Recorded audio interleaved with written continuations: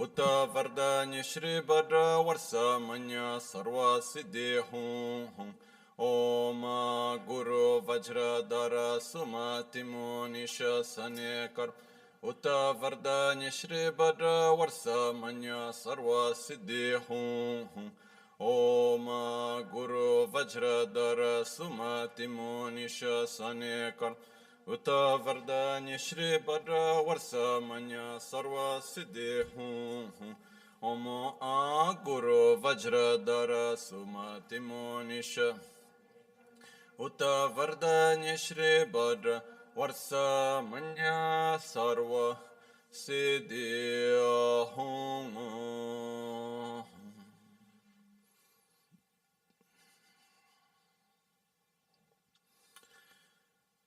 Dagi jetsun lama tuje che nyamda dala tuje sikso so gebe shesan dala tendo so oyon sunge nawa tsedo so tseche nyingne solwa debe tse dechen korlo visu lekshu yila sambe dede malupa geme lunge drubra chinge lo soni sodan dikdun shapet Dungi namke yin so lekshu ne labchen tsoni yon so zoba dan chera nye dun changra jingil jancho pargin yin tsen tukun tu nyu peme siudro lekshu jancho drube gegen kunshi shi tungen de la drubra jingil lo dagi lo na chola chokpa dan chemin samjur ngenba chedan tumbe dodun mal Bemel hunge drubra jinge lo dorna tingne tseraba tamche dan techi pardune kav tamche rese kyamne lama kele me tukje chinge dala sikso so gongyab drewe nyamda dachal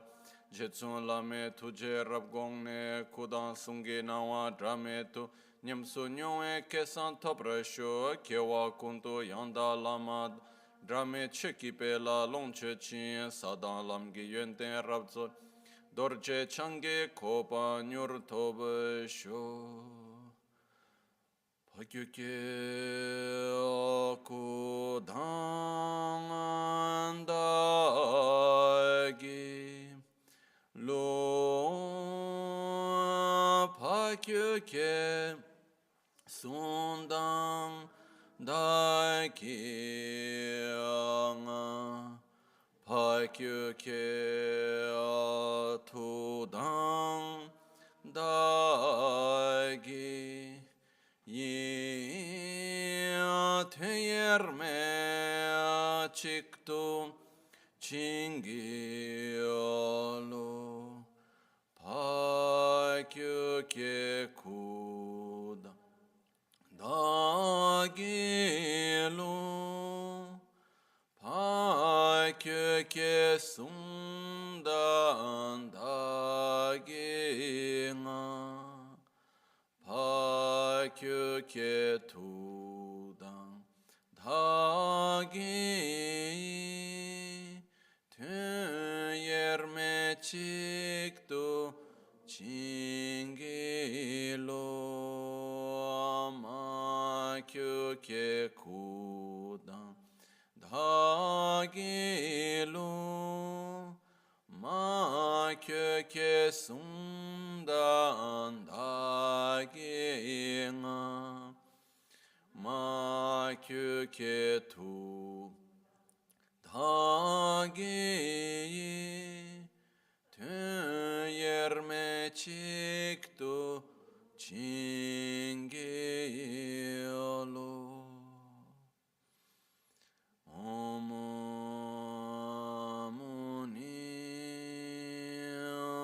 Muni Mahamuni Shakya Munye Swaha Om Muni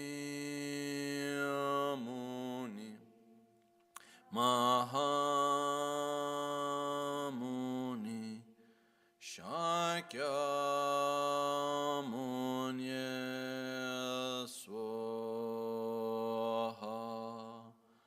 Om Muni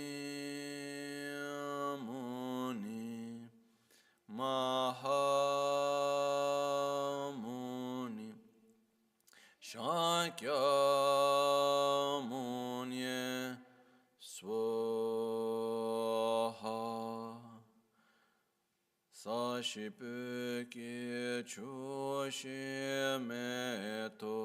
Chamare rabalinga shin Nide gempadi Sange shintu Mikte ulvarki Drokun amanda shingla Chö parasho yidama guru ratna mandra Tayami Sangye chedan tsoge chanam la chancho pardo dani kyapsu chim Dagi chushe gibe sonamanki drola pinchira sangye druparash Sangye chedan tsoge chanam la chancho pardo dani kyapsu chim Dagi chushe gibe sonamki Drola pinchira sangye drupare shu sangye chodan tsoge chonamla chancho pardo dani kyapsuchi dagi jinso gibe sonamki drola pinchira sangye drupare shu. In the Buddha, Dharma, and Sangha, I take refuge in enlightenment. Through the practice of generosity and the other perfections, may I obtain Buddhahood for the benefit of all sentient beings.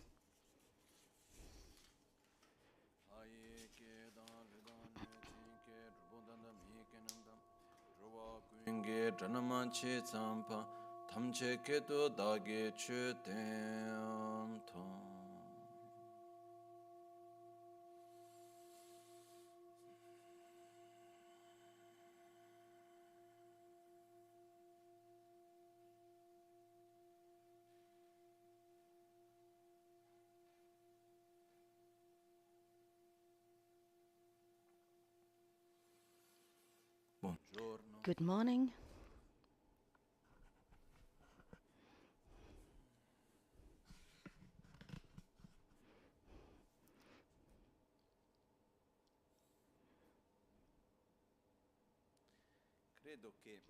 I believe that it's happened to everybody at a certain moment in your lives to have an argument with somebody.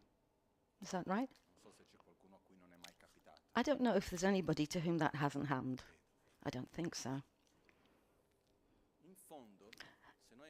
Really, if we look and observe, we could see, why do we argue? Why do we fight?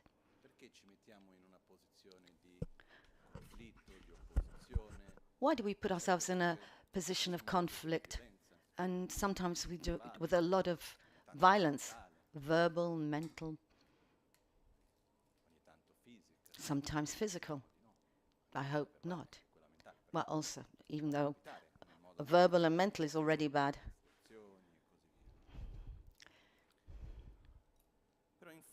But deep down, if we were to observe with a lot of attention, the reason at the base of why we argue, however much it seems absurd and strange, it's because we want to be happy deep down. And we don't want to suffer.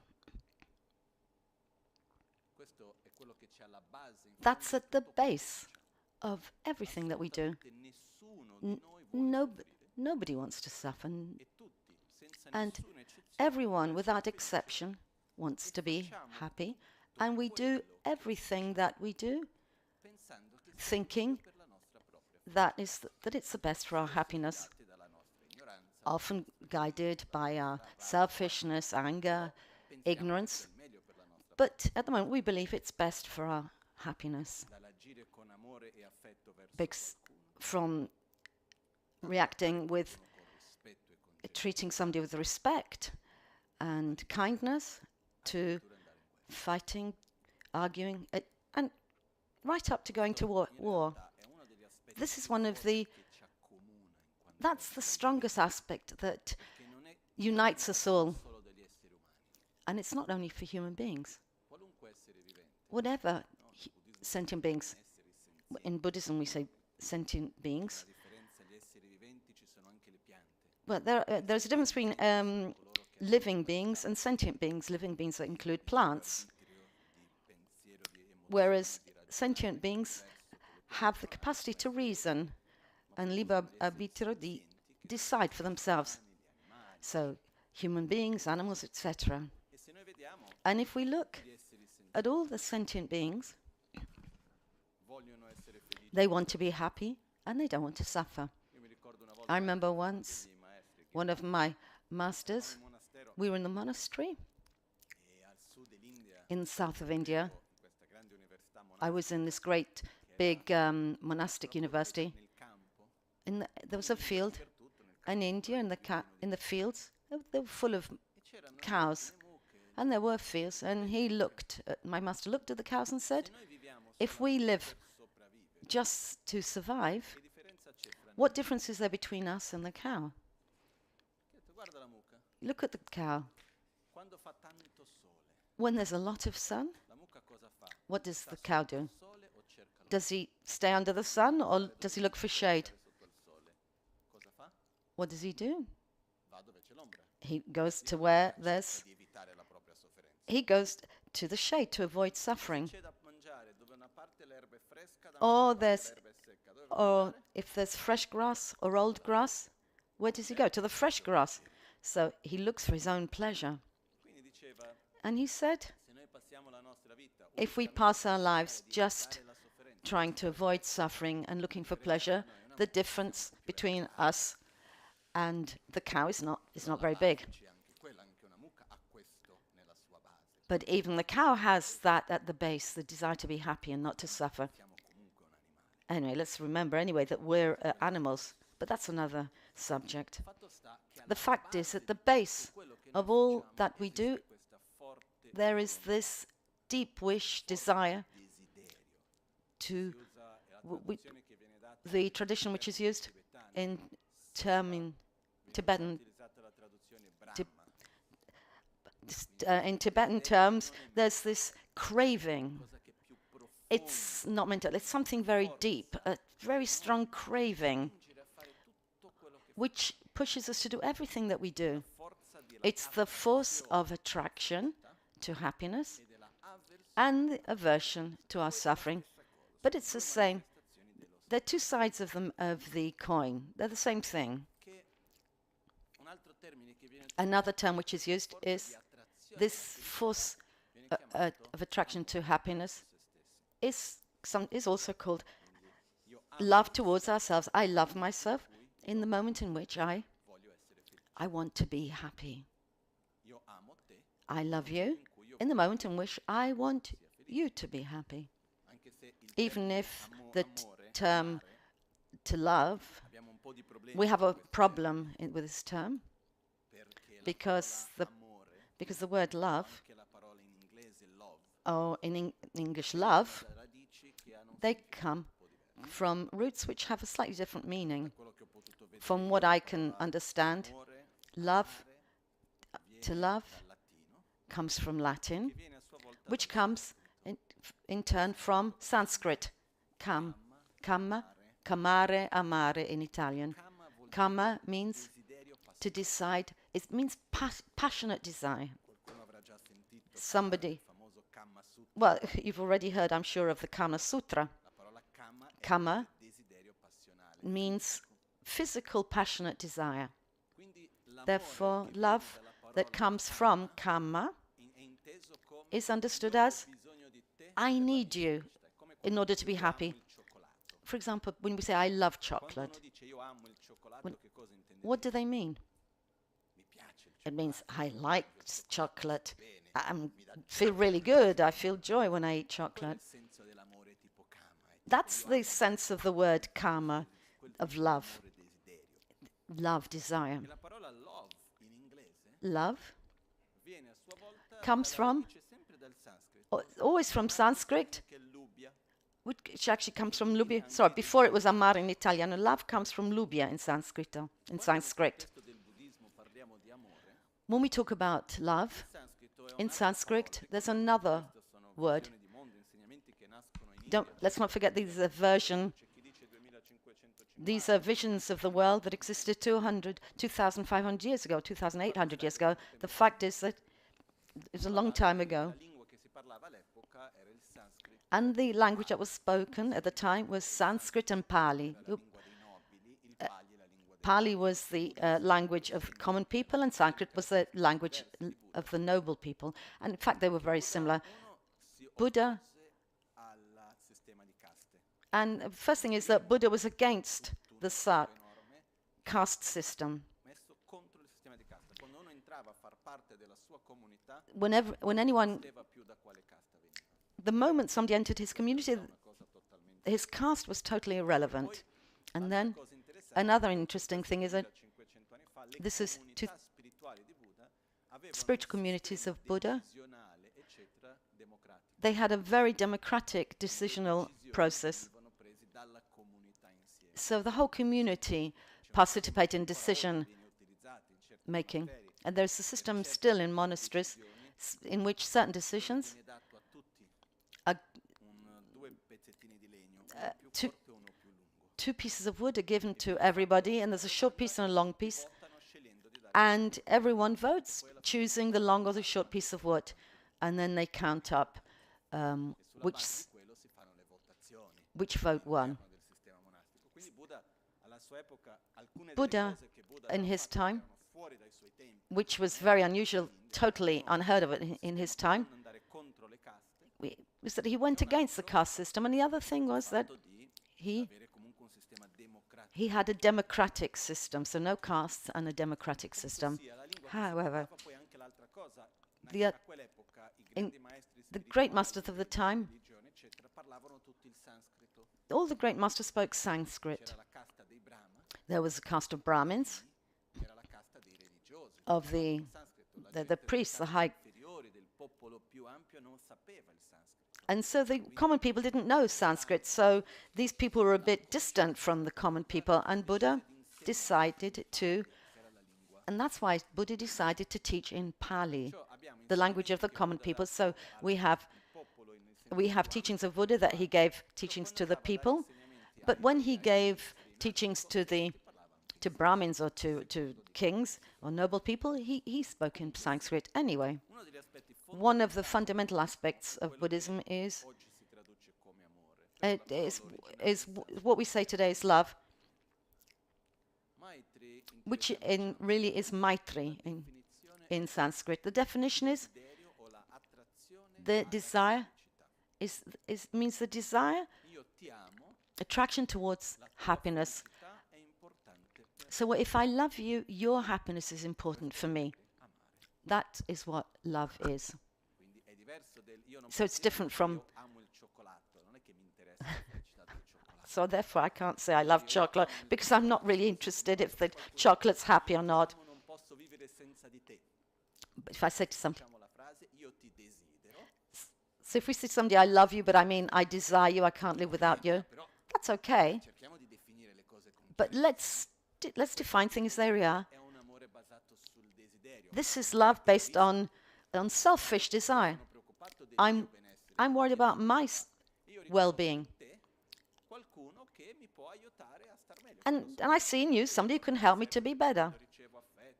Yeah, for affection. Or when I'm in your presence. Or I have the illusion that to possess you. It just makes me feel good. So I love you as I love chocolate, let's say. I'm sorry if I'm a bit blunt, but hey.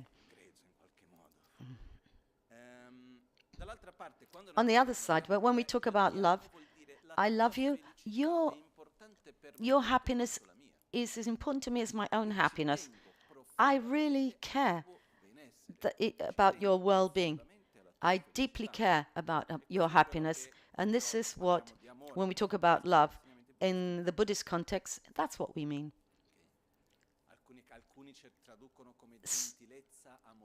Some call it loving kindness, but I prefer. But we have a problem because we have both the two sentiments with one word. We We feel both attraction towards the other person, the need to have the other for our own happiness. Could be a friend, parents, husband, wife, children, whatever. And also we desire that the other be happy. But they're two sentiments totally different, which are totally different. As if I came to someone that I don't know and I said, I love you. And the person would say, well, what do you want from me? I love you. But I love you means your happiness is important to me, as I love myself because my happiness is important to me.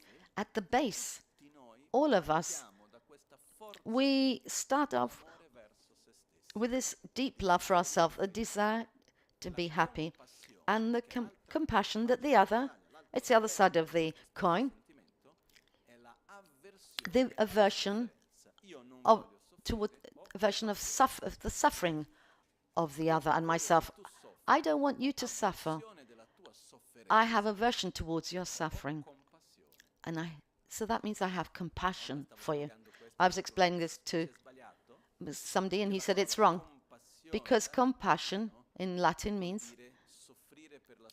means to suffer for the suffering of others, share the suffering of others. Quite honestly, I don't know what the etymology of the word in English of compassion. I'm sorry, I'm not an expert.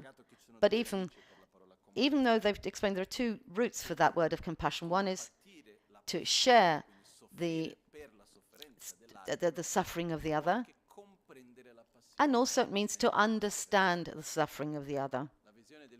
The Buddhist vision of compassion is, it's not even an understanding, it is a strong desire that the other doesn't suffer. It's aversion towards the suffering of others. We have these two sentiments, attraction to happiness and aversion towards suffering on the other side, which are, again, two sides of the same coin. This is what is the base of everything. And however much it's strange it might seem,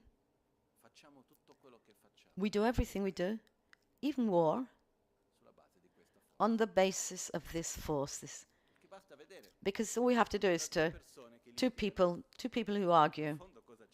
In deep down, what is there? That both sides want to be happy. And sometimes we don't agree with the way to do it. Therefore, at the base of everything, the point of departure, when we talk about Buddhism, is the fact that we human beings, in this time, we have developed methods, world visions, means, instruments for this aim.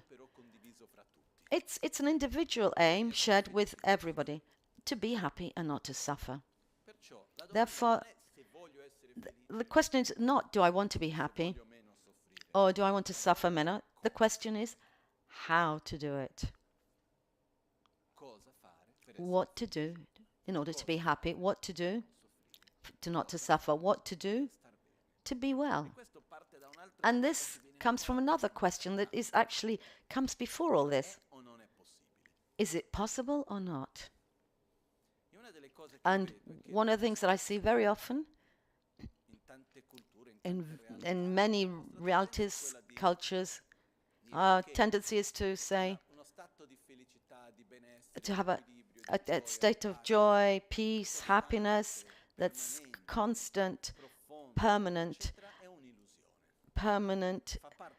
and stable is not possible. It's part of the nature of man to suffer.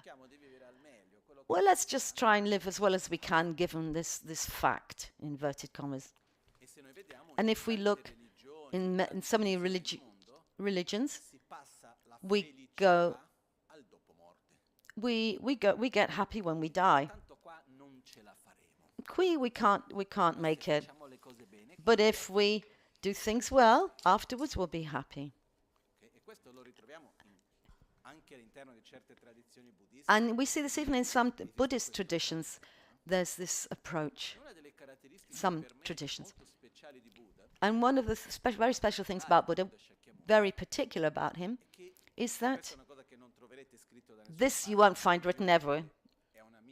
It's my way of seeing things. So it's not my non-orthodox view of things. But one of the best qualities that he had, he never resigned himself to the fact that he had to suffer. He insisted that there must be a way to suffer less now, to live in peace. There must be a way to do it. He looked, first of all, through material means. He was a prince. He lived in a palace. He tried with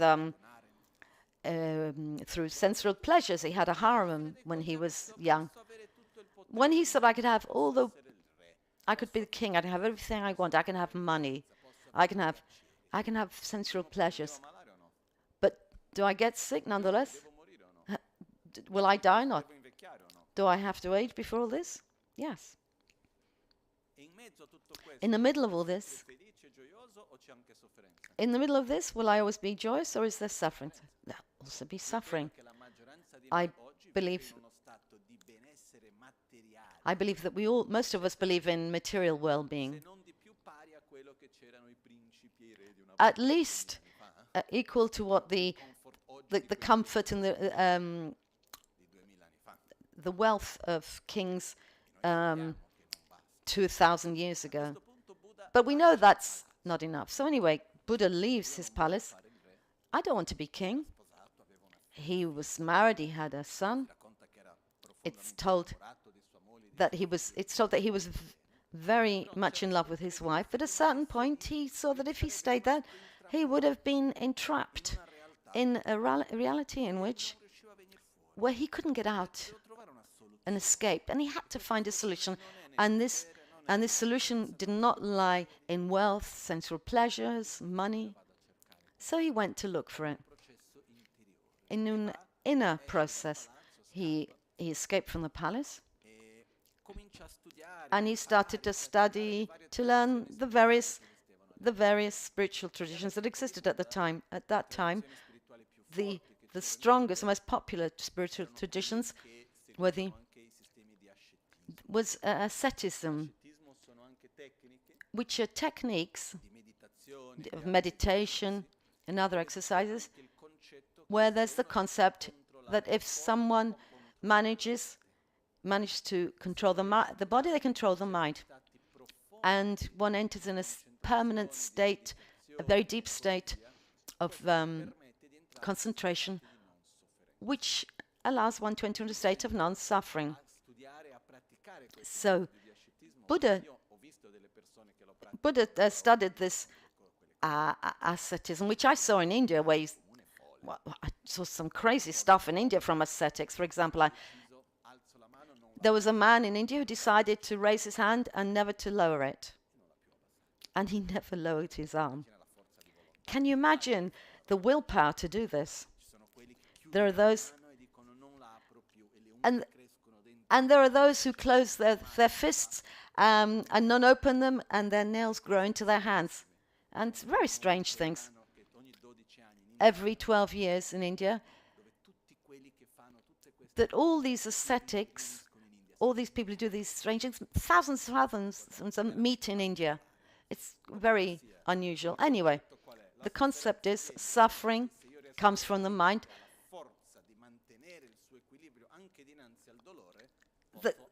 So the reasoning behind that is, if I manage to control the mind, even when I suffer a lot, I won't suffer. So this happened at the time of Buddha, who was known as Prince Siddhartha at the time. For example, there was a practice. There were 5 fires, and there were 5 fires, and one around the meditator, and also one on the head, and he had to remain there, impassive, and meditate. And Buddha, after having done all this stuff, he managed to get into very that he managed to get into such deep states that he didn't feel the suffering, and he entered in a state of a kind of bliss. But after a while, what happened to that state? It finished. And what happened when it passed? The bliss started. So he started to suffering again. So he managed to stay in that state for a very extended periods. But at the end, he returned to a state of suffering. And he said, well, this isn't not enough. I have to resolve this problem of suffering. And his inner path, and I'm going to cut a long story short, he left this tradition of asceticism totally, and he decided to go for a middle path. So, i.e., not to take refuge in the corporal pleasures and not in suffering. So, neither one extreme nor the other. He goes to a place in the country, he went to Bodh Gaya, which is called, and he sat under what is called now the Bodhi tree. Anyway, so he spent 6 years in the forest, more or less, and in this process, Buddha told afterwards, he managed to analyze, observe, and to know the process, the internal process of suffering, and he reached a state of peace, irrespective of circumstances surrounding, which is now called enlightenment. But that's just to give you a very quick idea. And with regards to this, when he finished this state, he was asked to share all this. After 7 weeks of meditation, he went with his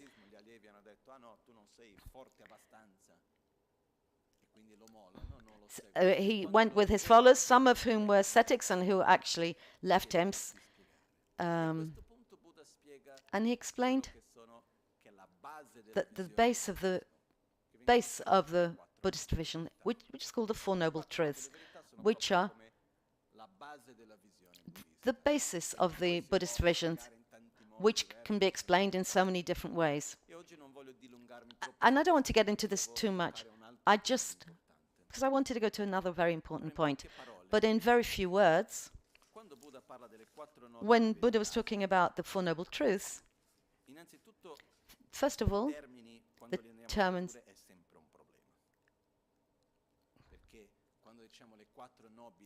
we have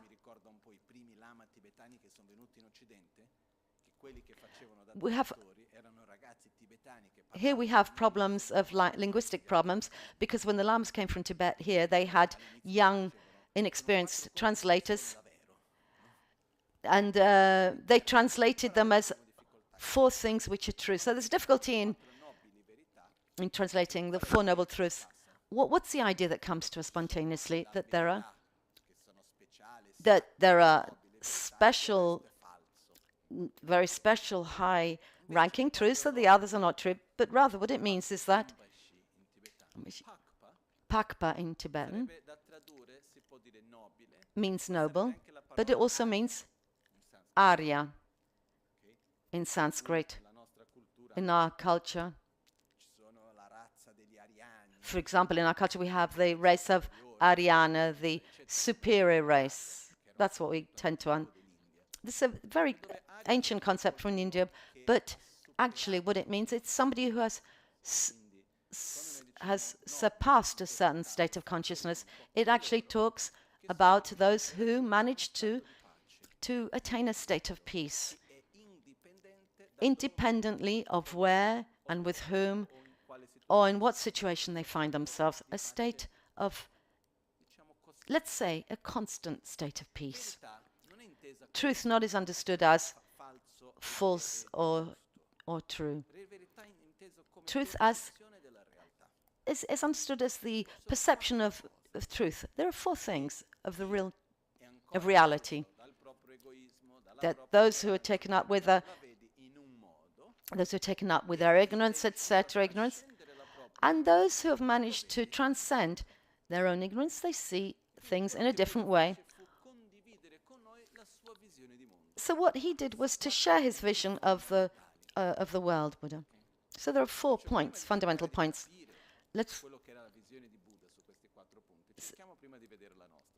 Okay, so before we look at Buddha's, let's have a look at our point worldview. We're not here to philosophize.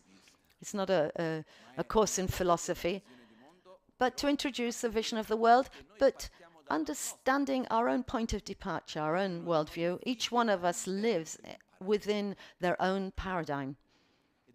And it's important to understand what ours is. The world vision that we have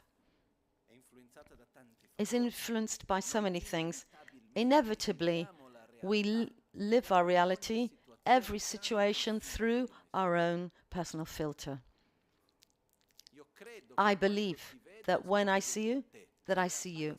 But actually, no, I'm seeing my version of you. And there are 5 fundamental points, aspects that characterize our vision of the world. The first is, it's called Rikkyugden. So there are genetic aspects. Literally means the characteristics that come from the lineage of the family, experiences, choices, context that my parents and grandparents, etc., which influenced me, the context in which they lived. There's a strong component within us that is influenced by our genetics, by what happened to our parents, our grandparents. For example, certain traumas and fears are actually transferred genetically from one generation to another. And that's one aspect, without going into it in too much detail. The other aspect is, which is called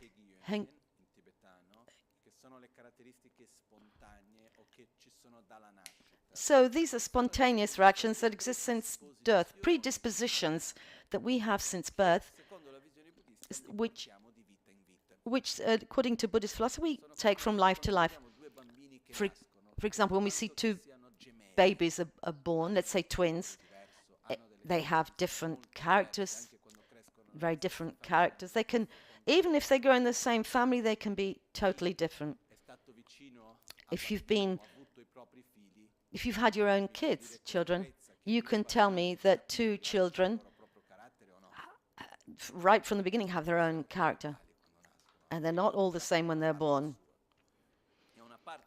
And a part of this, in the Buddhist definitions, another is genetic, the habits, deep habits, characteristics that are carried from life to life that babies are born with. We're born with our own predispositions. So, without going to previous lives, etc., we have our own predispositions. And then we have education. All the information that we have received since birth until this moment. The things that have been said to us, what we learned at school, the information that we receive, that we read in newspapers, what we say to other people, all the input that we receive. All the information that we receive form a part of our worldview. It's a part of our filter with which we view reality.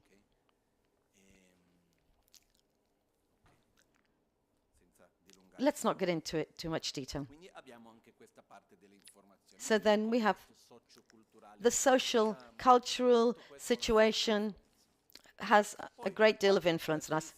And the 4th characteristics, all the experiences that we've lived through until now, because one thing is information that we receive, the other thing is our own personal experience. For example, if I drink water and I get stomachache, I connect drinking water with pain, so I go off water. We have a direct experience which is not conceptual, which is not explained. So that's another aspect, experiences. And the fifth characteristic is our own body. We perceive the world through our senses. Therefore, according to we view the world through our senses, and we see it. So what we see depends on our senses.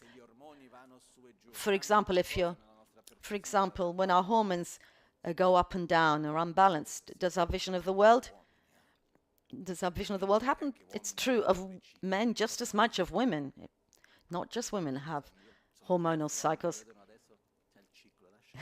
So for many years I look at men sometimes, okay, you've got your cycle, so just leave you alone. The only difference is that men don't have such a clear manifestation of their hormonal cycles as women.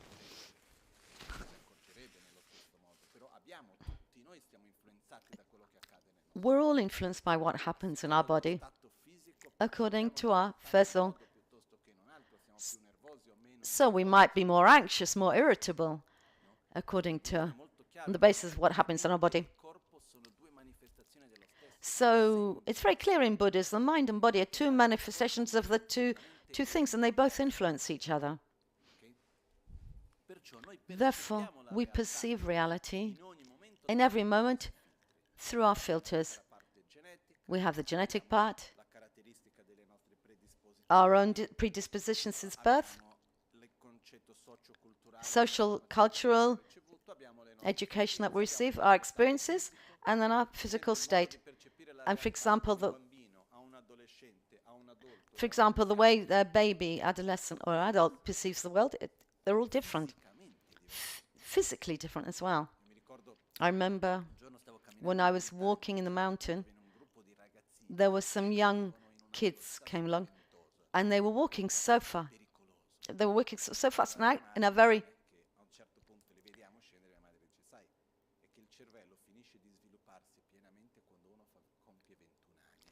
So they were walking in a very fast and dangerous way.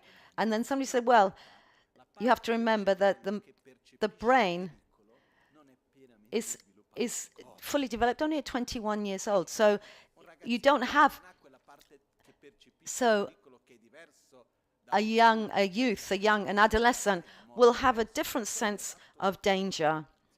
The perception is not fully developed, because that only happens when you're 21 years old and you start aging at 25. So I saw this clearly with these kids in the mountain who were walking a very dangerous way. There are 4 questions that determine our way of living. What we do, where we put our energy, how we live our lives. And there are 4, and it's on the basis of these 4 questions that we all live our lives, either consciously or unconsciously. And Buddha talks about these 4 questions. Let's see what they are. Let's see these ordinary or infantile ones. The first one is, what is suffering? In other words, what do I want to avoid? I recognize that which does me harm. The second thing is, why do I suffer? What is the reason, the causes of my suffering? And the third question is, and what is happiness? Deep down, what is it that I want, really? And the next one? And the fourth question is, what do I have to do in order to be happy? Okay. It's quite simple, isn't it? But it's not easy, but it's too easy to understand. Let's see our ordinary, but we're not looking for philosophical, conceptual questions. Let's try and answer these spontaneously in our everyday normal way. First of all, what is suffering?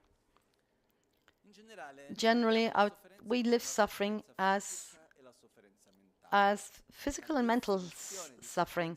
The definition of suffering in this case is all the sensations that we have, that when they arise, we wish them to finish as quickly as possible, and when they stop, that we wish them never to come back.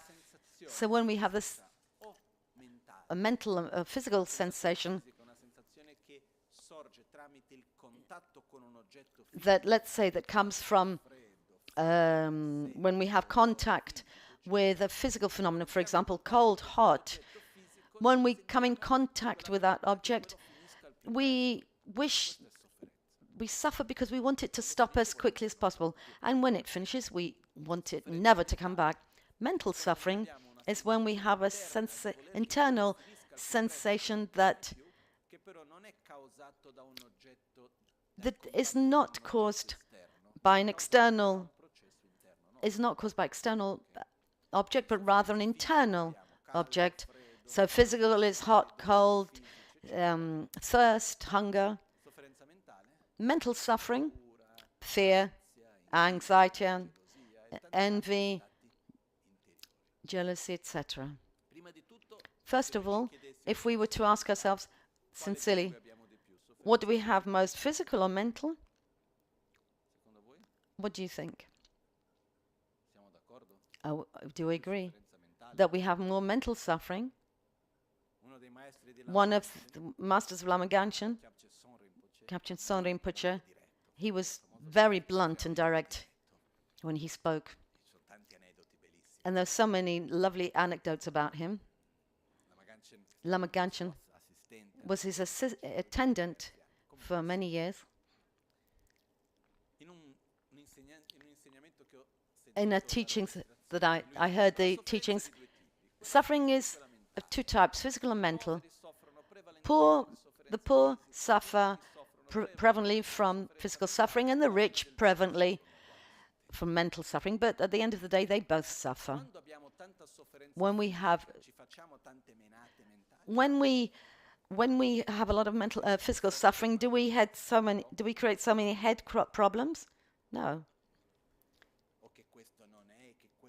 This should be like this, or that should be like that, or he did this. Or do we focus on taking away our headache? When there's a strong physical suffering, the mental suffering withers away. But anyway, we have these two types of suffering, physical and mental. And it's an important key to see that prevalently we have physical suffering. If I have physical suffering, where do I need to look for the solution? In the body or mind? If I'm hungry, what helps me to take away that suffering of hunger? Meditate or to find food? Meditating will help only for a short while, but sooner or later I need to eat. If I have a physical pain, I need to have treatment or take medicine. So there's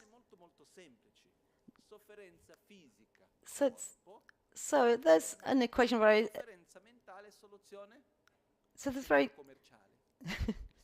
there's a very easy formula.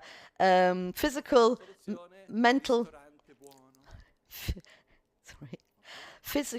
physical suffering, body, mental suffering, it means going to the mall or going out for a lovely meal. So we try and forget this mental suffering, but we don't resolve it.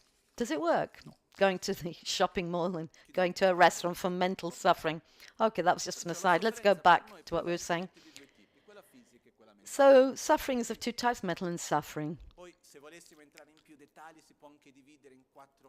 We could subdivide this even more into four categories. Material, which is born from the relationship with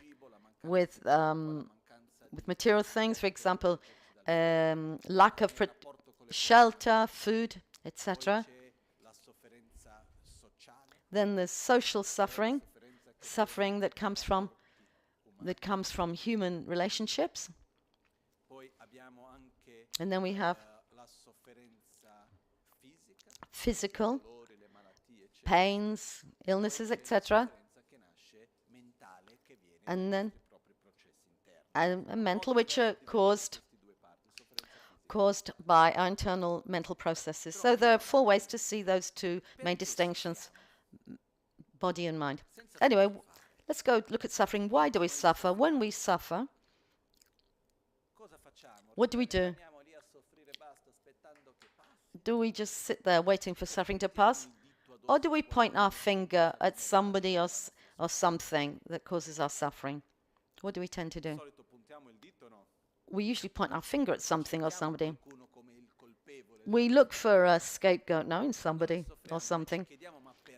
We ask ourselves why. Or do we just wait for it to pass? Usually we want to understand. And usually we point the finger to somebody or something as the culprit of our suffering. Usually, where do we point our finger? Normally on 3 things. We believe that we suffer in general for 3 reasons. The first reason is that for our suffering, we believe we can't have what we want. We believe that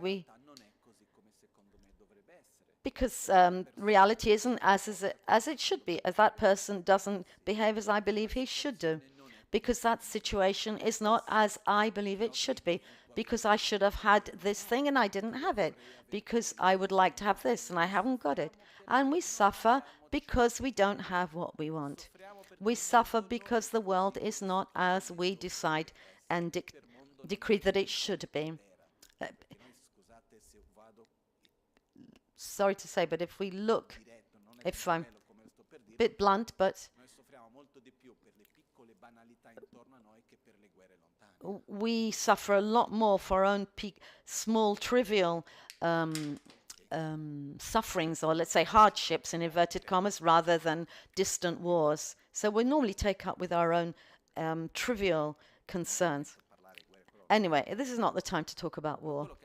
But what happens is that we suffer because you said this, that we were going to do this today, and then we haven't done it. You said that today. It should be like this. I expected that you to do this. I wanted that thing, and that I didn't get it. You didn't do it. So the first reason for suffering is because we can't have the object of desire, because we can't have that what we want. The world isn't as it should be.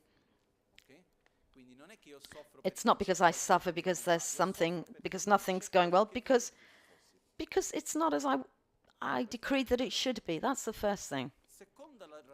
The second reason for our suffering,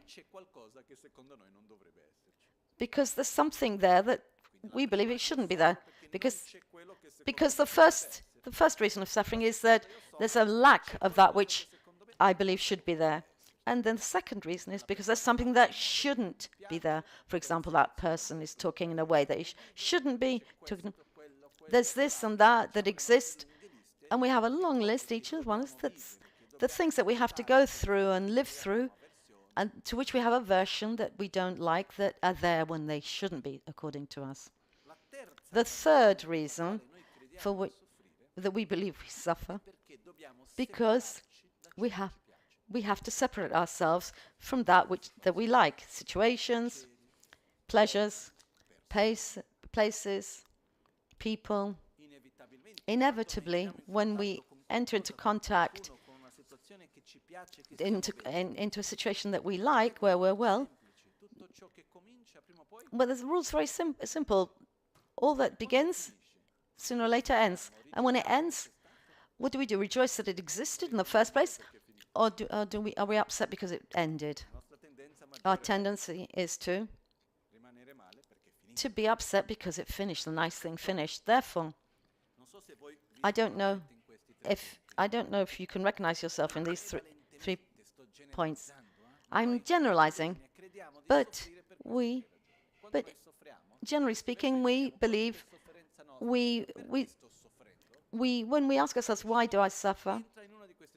Usually the suffering is caused by in one of 3 points.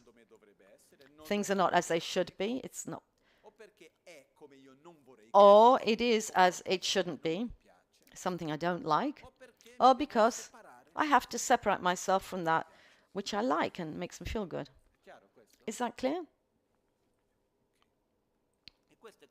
And this is what we usually project as our reason for suffering. Just to summarize, I suffer because I live life. Just to summarize, do I suffer because I live in a way that causes suffering, or is it because the world is bad?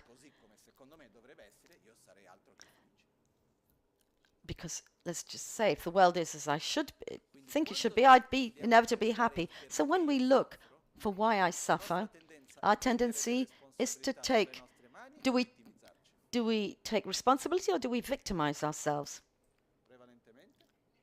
Mainly, our tendency is to victimize ourselves, to point the finger around the world.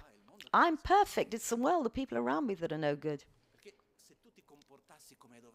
If everybody behaved as they should do, we'd all be really happy. If that situation weren't like that, if this weren't like that and that weren't like that, if the world were in a certain way, we'd be fine. Okay. The third point. What is happiness? Where do we project our happiness? In a few words, we believe that we will be happy when we can have everything we want, avoid everything that we don't like, and not ever having to separate ourselves from that which we like. That's a bit like, actually, if you think about it, the definition of paradise. Or am I wrong? And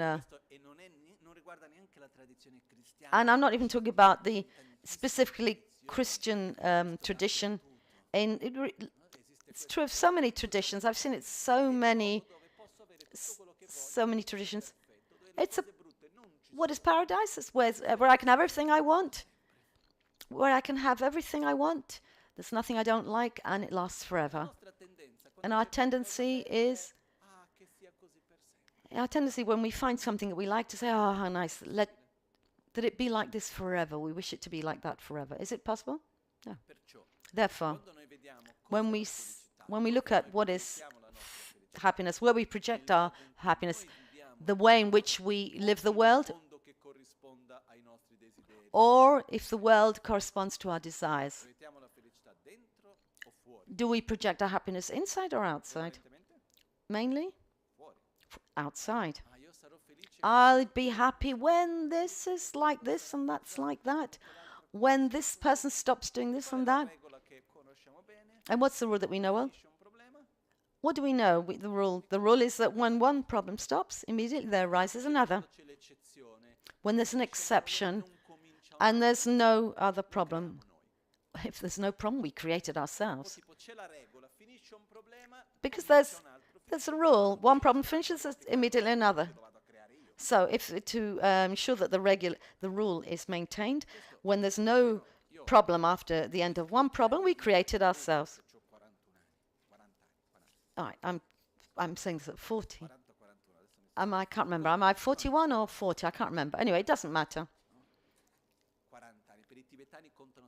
Okay, no, because I actually 40, but Tibetans count 1 year more, because for Tibetans, because 3 months after birth, you've already lived 1 year, because we start at the moment of conception, so it's 9 and 3.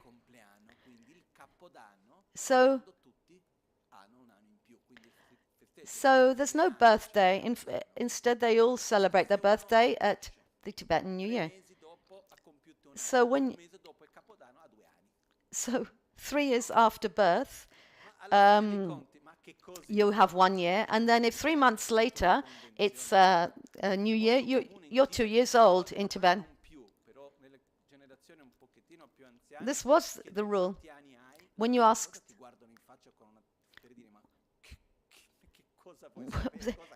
in previous generations, when you ask somebody their age, when you asked the age of somebody, they said, well, how do I know? Well, let me just see. I was born in the age of the horse or whatever. And how many years have passed since then? So the concept of a birthday didn't exist, and also a very precise age. But anyway, we project our happiness into an external state. When this is like that and that's like this, I'll be happy. Once I find myself in Milan, and I tell this story so many times because it's very emblematic for me. In a week, I went to speak of the Four Noble Truths, and I went to the University of the Third Age in a Buddhist center, Kumpan Lama Ganshan, and then one in the school. So in these three contexts, they all went. Things remained the same. So I went to a school in Milan, and I found myself. There was the gym. We were sitting in the gym. There were like 200 kids, more than 200 little kids, little tiny kids of 5 years old. And I asked the teacher, what should I talk about? And she said, Buddhism. For 1.5 hours, I had to talk about Buddhism for 1.5 hours. So obviously, as they were so little, I did in a different way. So I learned. So I discovered something very nice. So when you ask a question, the kids all respond in chorus, not like adults who are frightened to respond. So at a certain point, I asked the kids, little kids, talking about desires, children, is there a game that you like? And they all said, yes. Did it ever happen to you that your birthday and Christmas, did you manage to get the joy that the game that you wanted? Yes. Were you happy? Yes.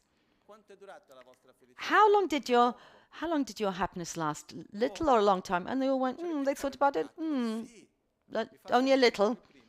Do you still have the game? Yes. Does it still make you happy? No. Would you like another game? Yes. Anyway, when I asked them if they got the new toy, would it keep them happy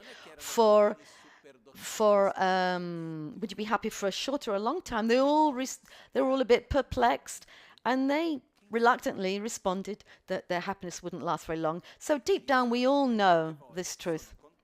That when I managed to get what I want, and then after that, we always want a new toy. Another extreme, I was with a friend in Brazil. I was on his private plane. And so we got onto this private plane of this friend, and he said the only difference between big boys and small boys is the size of their toys. So our tendency is to look, to be happy through one object or another. Where do we project our happiness? Having what we want, avoiding that which we don't want, and not to be separated from that which I like. So everybody details it in a different way. Okay, if we were to paint our happiness in different times over years, the people in the happiness or in this painting, it would be slightly different. But the fourth question is, what can I do to be happy? What is the path? What do we try to do? Everything with our own path. In our own path is to obtain objects of desire and to avoid objects of aversion, and to hold on to hang on to those, and not to be separated from those that we like. So it can be people, situations, objects. Do we recognize this? And the fundamental thing is that according to which how I project my happiness is not important. It's absolutely essential. It's the determining factor in my life, where I put my energy. That is how I project my happiness. That is the determining factor in our life. For example, if we were to have a lot of money or many material goods, or if I find myself in conflict with somebody, or to have less money, usually I choose to keep my money. You can see this in families, no? Why? What do we give our priority to? To money, to wealth, and to the human contact.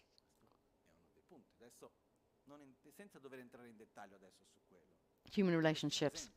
This is just an example. Because I project myself on power, what will I do? I'll do everything I can to have power. Anyway, now, let's try to see these 4 questions, how Buddha transmitted them. Starting with the first one. What is suffering? Suffering meaning what should we avoid?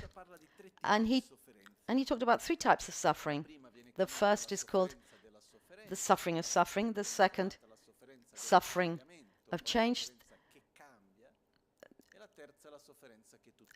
And the other one is the all-pervasive suffering. The first one is what we talked about before. Is that which manifests as suffering in physical or mental. We spoke about it before. And then Buddha said there are 2 other types of suffering which don't manifest as suffering, but which are of the nature of suffering, and therefore they should be avoided. The first is the suffering that changes, refers to when we enter into contact with something, sooner or later it manifests as suffering. Let's say I'm very thirsty, I'm drinking water.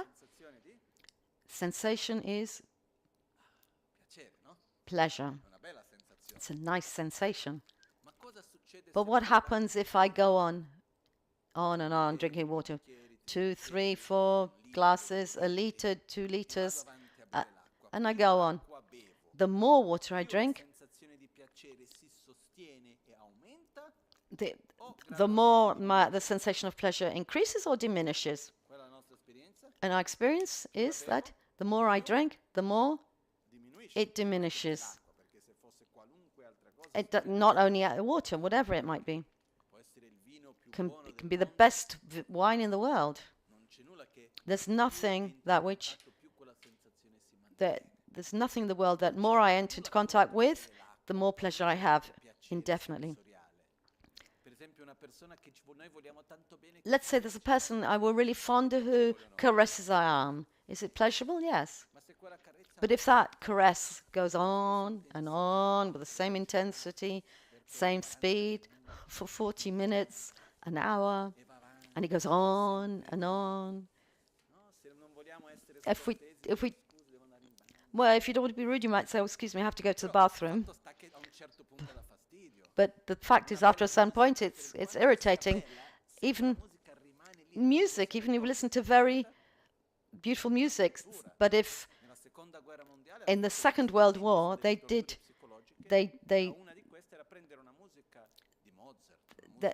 took music of Mozart, and this was an experiment that they did, and they put Mozart on in the same volume for 24 hours a day to torture people. And people lost their minds with this torture, even with beautiful music. And let me just remind you, there's nothing wrong with sensual pleasures. Buddha didn't say we must avoid sensual pleasures. No. We must just give them the right value. They don't sustain our happiness totally. However pleasurable it is, when we enter into contact and I maintain that contact, afterwards the pleasure diminishes, not because it's bad. It's because I'm projecting my happiness on something that cannot sustain this happiness. Therefore, so let me just say the three cons, the three swindles. The first con or swindle is the pleasurable sensorial pleasures. But let me repeat, there's nothing wrong with them. But what is wrong is to project our happiness onto these, because they're not able to sustain our happiness. Also because, what are we attracted to? The object or the sensation, the pleasurable sensation? And really we're attracted to the sensation of pleasure. And when I maintain the contact and the pleasurable sensation diminishes, I look for another object. Because we want the sensation. So the first con or swindle is sensual pleasures. The second is material goods. I'm sure that if I gave you each a present, let's say, without any commitment or tie, let's say if I gave you 5,000 euros each, let's say less even. What's the first reaction? Ooh, how nice. This is nice. Oh, thank you. There's a moment of pleasure and happiness. Well, there's for some people, for 100 is already a lot. For others who need a lot more than 5,000, it's all relative. But the fact is, when we receive something material, to which we project our happiness, do we like it? Yes. But maintaining that contact with that object, does our happiness increases? Oh, I got my glass of water. Oh, how wonderful. Oh, I finally got it. My water, how much I like it. But after a while, maintaining contact with it, does my satisfaction wane or does it increase? It diminishes. Therefore, there's nothing material that the more I have, the better I am. There's even a research in the United States, in the United Nations, or every year more or less they carry this out. There's a report, an annual report, which is called Index, the World Happiness Report, where they talk about world happiness. I got hold of a copy once, a great big fat book, and they talked about many aspects of happiness in the world. And there was a research where the question was money. Money, material goods give happiness or not? And the result was yes. But, I agree with this, but up to a certain point. The threshold was, under the threshold, if I haven't got enough to eat, I can't nourish my body as I should. If I don't have a secure place to live, if I can't take care of my health, I have the minimum necessary for my physical survival, I suffer more. And from this point of view, material resources help a lot. And then what the research showed, once that threshold is reached, let's say survival, minimal comforts, after that point, however much more people had, it did not increase the level of happiness. I know, and I've known many people. All right, they could take their. Somebody asked me if he could take his wealth to the next life. It seems stupid. It wasn't really. He said, he came to me many years ago. He said, I've had so much success in this life. I've made so much money. I have a wonderful family, everything I want. I'm well, etc. Power, work, everything. But now I have a problem. I've got to die. I'm going to die.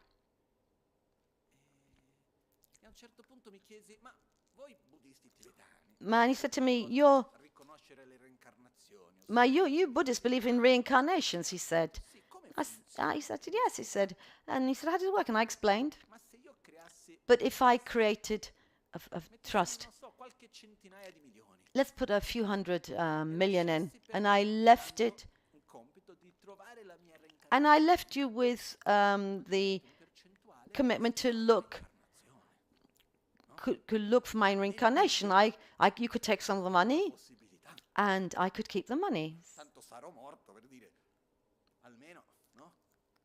I'm going to die anyway. I said to him, well, it would be a great business transferring money from life to other. But I don't trust it. I wouldn't trust it. I would never do this. Apart from this, even though many people have enough wealth for 50 lives in the future, but however much material wealth we have, they cannot sustain a state of happiness. The happiest people I've known weren't happy because they had a lot of money or power, because they had a balanced, peaceful inner state. It's not like more money, more suffering, or vice versa. But anyway, it's a swindle of health.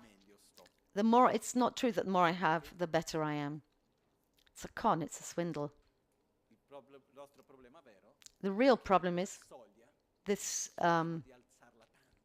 threshold. We try and raise the threshold when really the threshold is very, very low. That's the problem. And we create so many needs which are not real needs. Let me just close that brackets. Image.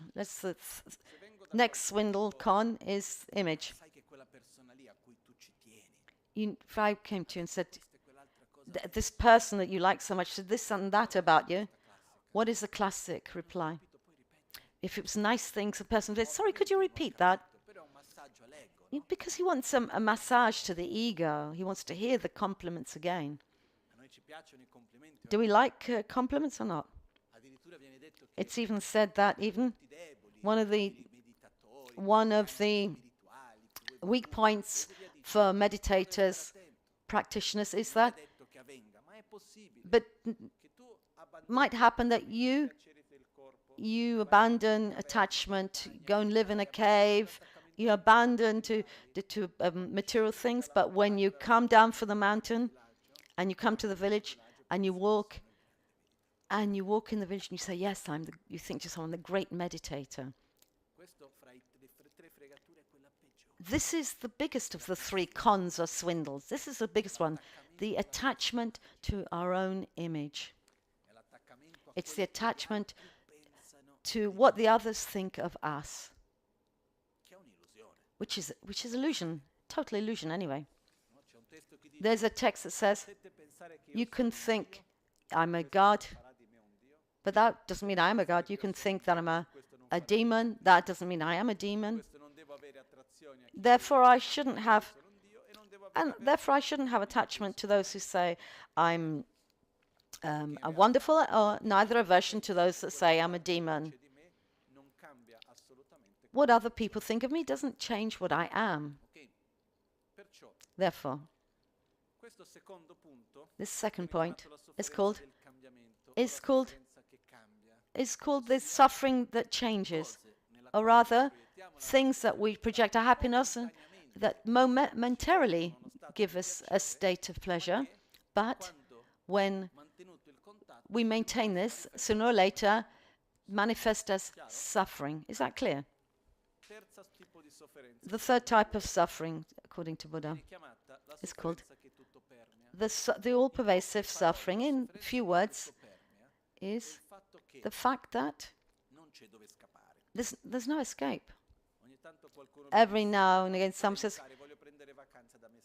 Lama, people sometimes say to me, Lama, can you help me? I want to take a holiday from myself. Sorry. People try. We're taking drugs, drinking, or other things to try and forget oneself, to take a holiday from oneself, to distance from oneself. But the truth is that it's not possible. We can go anywhere we want, but we're stuck here with ourselves. In other words, there's all-pervasive suffering, the term which is used, to have the body and mind contaminated by our mental defilements. Let me explain. For example, if I have a very strong sense of abandonment, as long as I have that sense of abandonment, wherever I am, whatever I do, if I don't resolve it, I'll always have that sense of abandonment. If I have a very strong anger within me, as long as I don't resolve it, until I resolve it, I'll always be angry in different situations. So when we have our perception of the world, as long these filters are dirty, we see the world dirty. We see the world through these filters. Is that clear? Therefore, it's fine to try and be well, to have pleasures, etc., etc. But at the end of the day, as long as I can try and tweak the outside world to make it as much to my liking as possible, but as long as I don't resolve my internal conflicts and to clean my internal filters, it won't work. I don't know if it's ever happened to you. I imagine it is. To live in a situation, an ugly situation, difficult, to do everything to finish that situation, to get out of that situation, and to finally succeed. But then you go around, you turn the corner, and then you find yourself in the same situation with a different name. Has that ever happened to you? And then you go around the other corner, and then you find another situation, an analogous situation. When I was a child, I had about 5 years. I used to tell a joke. When I was young, I liked to talk to grown-ups. And I used to tell this joke at parties to grown-ups. And the joke was this. Wherever I touch myself, it hurts. At the head, it hurts. The shoulder, it hurts. The stomach, it hurts. The knee, if I talk the chest, it hurts. If I talk my nose, it hurts. What illness do I have? What do I have? I have a bad finger, a finger that's bad. If I have a problem with my finger, it's useless to trying to resolve it with the head, the shoulder, the stomach. We live reality through our own filters. As long as we're dissatisfied, etc., we live the world through that view. This is, in a few words, is called the all-pervasive suffering. And this automatically brings us to the second question. Why do we suffer? We believe we suffer for those three reasons. We believe we can't have what we want, we live what we don't like, and we have to separate ourselves from things we like. And Buddha says, no, wrong, it's not true. First of all, it's not true that we suffer because we can't have what we want. In truth, we suffer because we want that which we can't have. I don't know if that's clear, if the difference is clear. We believe that we suffer because we haven't got that which we want. Instead, the truth is that we suffer because we want that which we can't have. It's different. The first case, the first is it's the fault of the world, and the second is our fault. It's our responsibility. What would say if a person who cried? What would you say if a person cried every day because he wanted the sun to rise in a different direction? And let's say Monday I wanted to rise in the east, and then Tuesday in the south, and then Wednesday in the west, and then I wanted to come back to the north, and then Friday I wanted to return to the east. And somebody really suffers for this. What would you say to somebody like that? You'd say, stop being so stupid. Why are you suffering for something impossible? cosa che non è possibile è una cosa stupida. Suffering for something impossible is pretty stupid. La realtà in cui noi viviamo The reality in which we live è il risultato di is the result of a very complex network of interactions, interdependence of an infinite number of interactions. There are two metaphors that help me to understand this better. I personally, I understood better once when I was at the seaside. It's toward the evening, and there were two important moments in this trip. This time I went to have a walk along the beach, not to go swimming, but I sat down, and there were the waves that came towards the shore, and I saw where the water reached, how far it reached. Okay, and as a joke, I said, "Come on, you stay there. I don't want to get wet." And there was gradually some waves further away, and then there were others that came very, very near. And then finally, of course, I had to move away to avoid getting wet from the waves. But then a thought came to me: why? That wave arrives in that position and not a centimeter further or behind. Why? Why? The position in which the wave arrives is random, or is it perfect? Perfect in the sense that with respect to causes and conditions, it couldn't be any different. And what determines the position? The atmospheric conditions, the wave that came by, the babies, the children, the temperature, the moon, the children that play in the waves. So all these factors in their interdependence, create the conditions for the wave to arrive exactly at that point.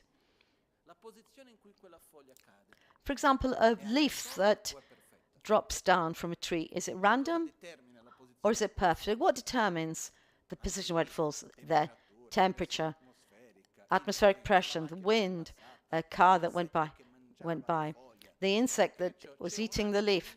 There are infinite, the form of the leaf itself, the aerodynamics of it falling. There is an infinite number of factors that determine that the leaf falls exactly in that point.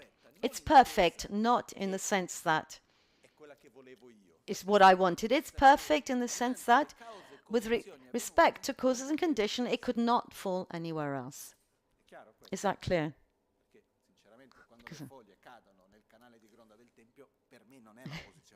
For example, when the leaves continue to fall in the gutters of the center or the temple, I'm not happy about it, but I have to recognize that it's a perfect position.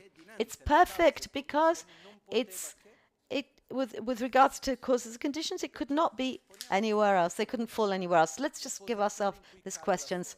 The position of the falling leaf is random, or is it perfect? It's perfect. The position where the waves reach, is it random or is it perfect? It's perfect. Even if it makes me wet, even if I get wet, it's still perfect. In the same way, my life in this precise moment, is it perfect or random? Or yours? With all its difficulties. It might be difficult to say, but it's perfect. Which means the present moment, is nothing other, is the result of a complex interaction of infinite parts, where we are part of this, and we can interact. We can try and make it different, but not in the present, but in the future. Therefore, if I don't have what I want, the problem is not that I can't have what I want, but I want that which the causes and conditions don't permit. that don't exist to have what I want. Non è vero che io It's soffro not perché non right posso avere that ciò che desidero. I suffer because I can't have what I want, but I suffer because I desire what I can't have. Chiaro? Is that clear? Quindi la Therefore, prima causa the della first cause of suffering is desire, proiettare la which felicità su ciò projecting our happiness on something that can't sustain di it. solito quando noi parliamo When di desiderio we noi talk proiettiamo about la felicità nei piaceri sensoriali, sensual la pleasures, felicità nei beni materiali, material la goods, felicità nel potere. on Il power. più grande fra tutti i desideri e attaccamenti But che abbiamo the biggest l'attaccamento desire, verso la realtà così come secondo noi dovrebbe essere. the biggest attachment you have is the reality and things should Come l'altro dovrebbe to see essere, come la is the realtà reality that doesn't exist, but it exists as we think it should exist. We have this idealized view of reality, and we grasp onto this, facciamo di tutto perché and we così do sia. everything Quando non è. that we do everything to ensure that it is as this, and we get upset when it's not like that. That this with people or situations, we suffer through our desire and projecting our happiness on that which can't sustain it. Dobbiamo vivere delle situazioni che non ci piacciono. And we suffer because Quando la realtà è che noi we soffriamo believe perché abbiamo avversione. we believe that we have to. Situazioni che We believe we suffer because we have to live situations that we don't like, where in fact we have aversion quello che genera la to those situations. ciò che accade. So what generates suffering Vado.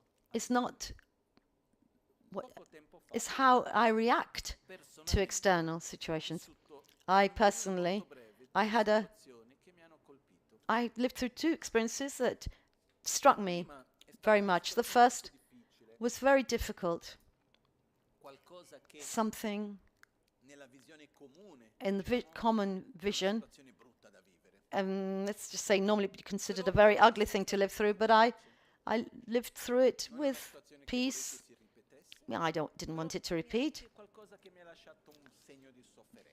but it didn't really L'ho vissuta traumatize me too much. I lived through it in a peaceful way. poco tempo dopo. A short while later, Un'altra situazione, I lived through a invece è una situation, situazione apparentemente banale, apparently a very trivial situation, superficiale, niente di superficial, però l'ho nothing, vissuta con sofferenza. but I lived through it with a sensation of suffering. At that point, I asked but what happened? What's happening? How come? E quello che mi sono accorto è And what I realized was the following thing. in tutte le due situazioni, In il modo both come io l'ho situations, the way I lived was, la lived through it, situazione che mi circonda è come se suonasse it was as if the external situation, di me.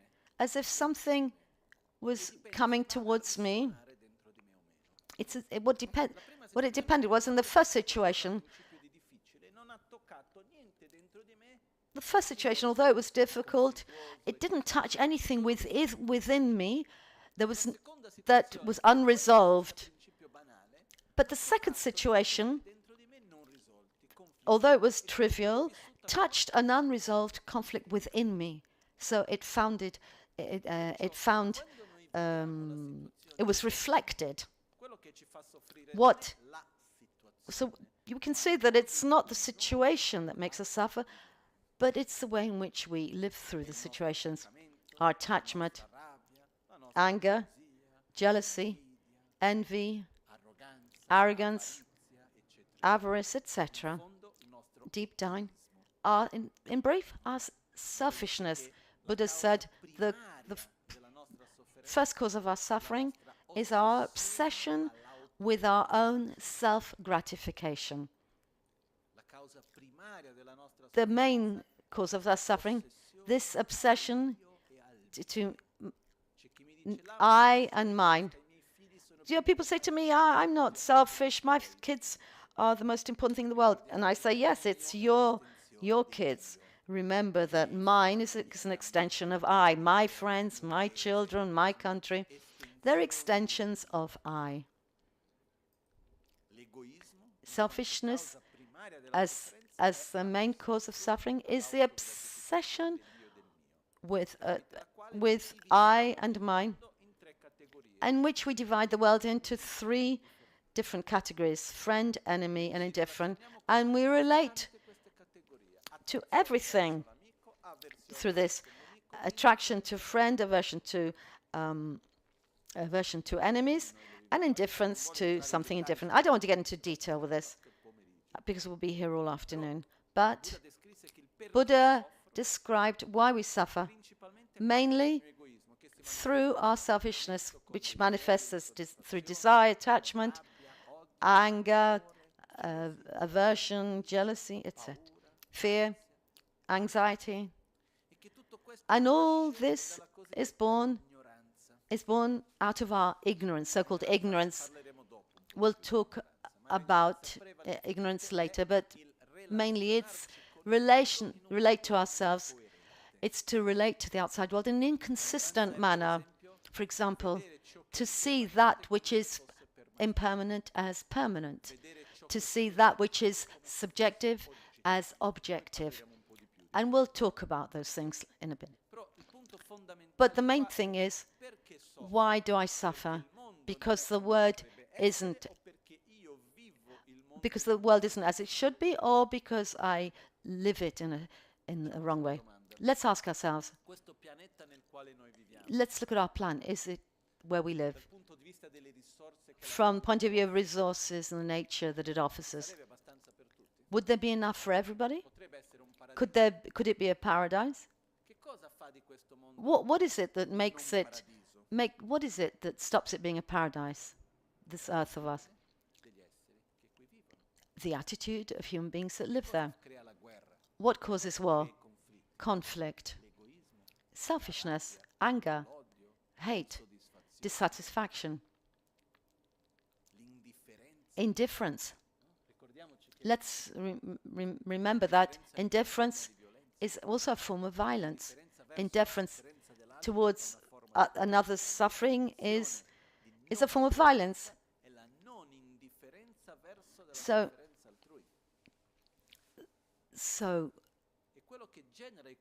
what generates conflict in this stops this world being a paradise and causes all the problems. And I'm not saying we have to look far. We can start very close to us, in our house, in our family, in our home, with partner, work, neighbors, etc. Where do all these conflicts arise? From the obsession to self-gratification, where we have jealousy, attachment, anger, and these so-called mental defilements. Do we sit there quietly, or do we react on the basis of this? We react. So the action is called in Sanskrit karma. Karma literally means action, interaction. Consumed with anger, I speak, I take decisions, and we react physically, mentally, and verbally. And each one of our actions, our body, speech, and mind, creates a consequence. And what happens is, as if I threw a stone, sooner or later would be a result. So karma means an action. I take an action. Every time I talk, I think, or interact. And on the basis of these actions, I live the consequences. For example, if I throw a stone and it revolves and comes back and hits me in the back. Let's talk in simple terms. Do we live consequences of choices and interactions of our adolescence or not? Yes. Every action that we take leaves a sign and determines what happens later. That which we believe we live through now is the result of our emotional state, through which we live the present and feel the present, and our choices are made up of actions taken in the past. Karma does not mean predestiny. It means action. It means interaction. And today, I'm the result of all the actions and interactions that have taken place in the past. When we ask Buddha, why do I suffer? I suffer because of the actions that I myself undertook, which take the form of the mental developments I have in the present moment. That is what creates suffering. Now, without going into too many details, this is called the term that's used, which most of you heard is, I'm sure you've heard of samsara. Samsara literally means cycle, wheel, a cycle of three things: negative emotions, anger, envy, etc. Positive and negative depends on positive actions that are determined by whether they bring suffering or well-being.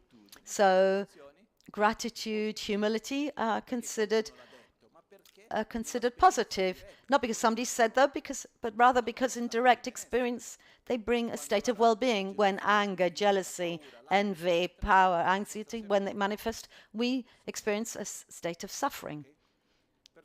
Therefore, emotions and so-called mental defilements, it causes us to react when we experience the result of these actions. And then what happens when we experience the result of these actions? We react again, and then the cycle repeats itself.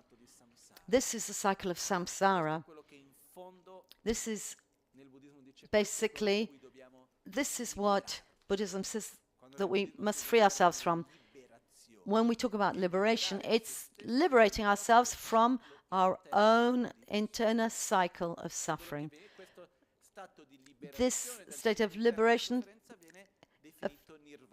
and this, which is called nirvana, which is called beyond suffering, that's what, literally, which is an inner state of balance, which independently of where I am, with whom I am, and situation I feel well, because I'm in balance. I'm balanced and peace with myself, and therefore I'm in peace and balance with the world. I'm in harmony with myself, and therefore with others. Therefore, the objective. So what is happiness? Is not found in a place, in a situation, in context, but it's found the way in which I live reality. Happiness is based on a deep inner state of stability, consistency, happiness, peace. That is happiness. So, for which we give the term in nirvana, beyond suffering. Let's say nirvana literally means beyond suffering, which is an inner state. And here, let's imagine the following. At a certain point, like the story of Aladdin, let's say we're in front of the genie in the bottle. Anyway, I don't know if the genie had a name.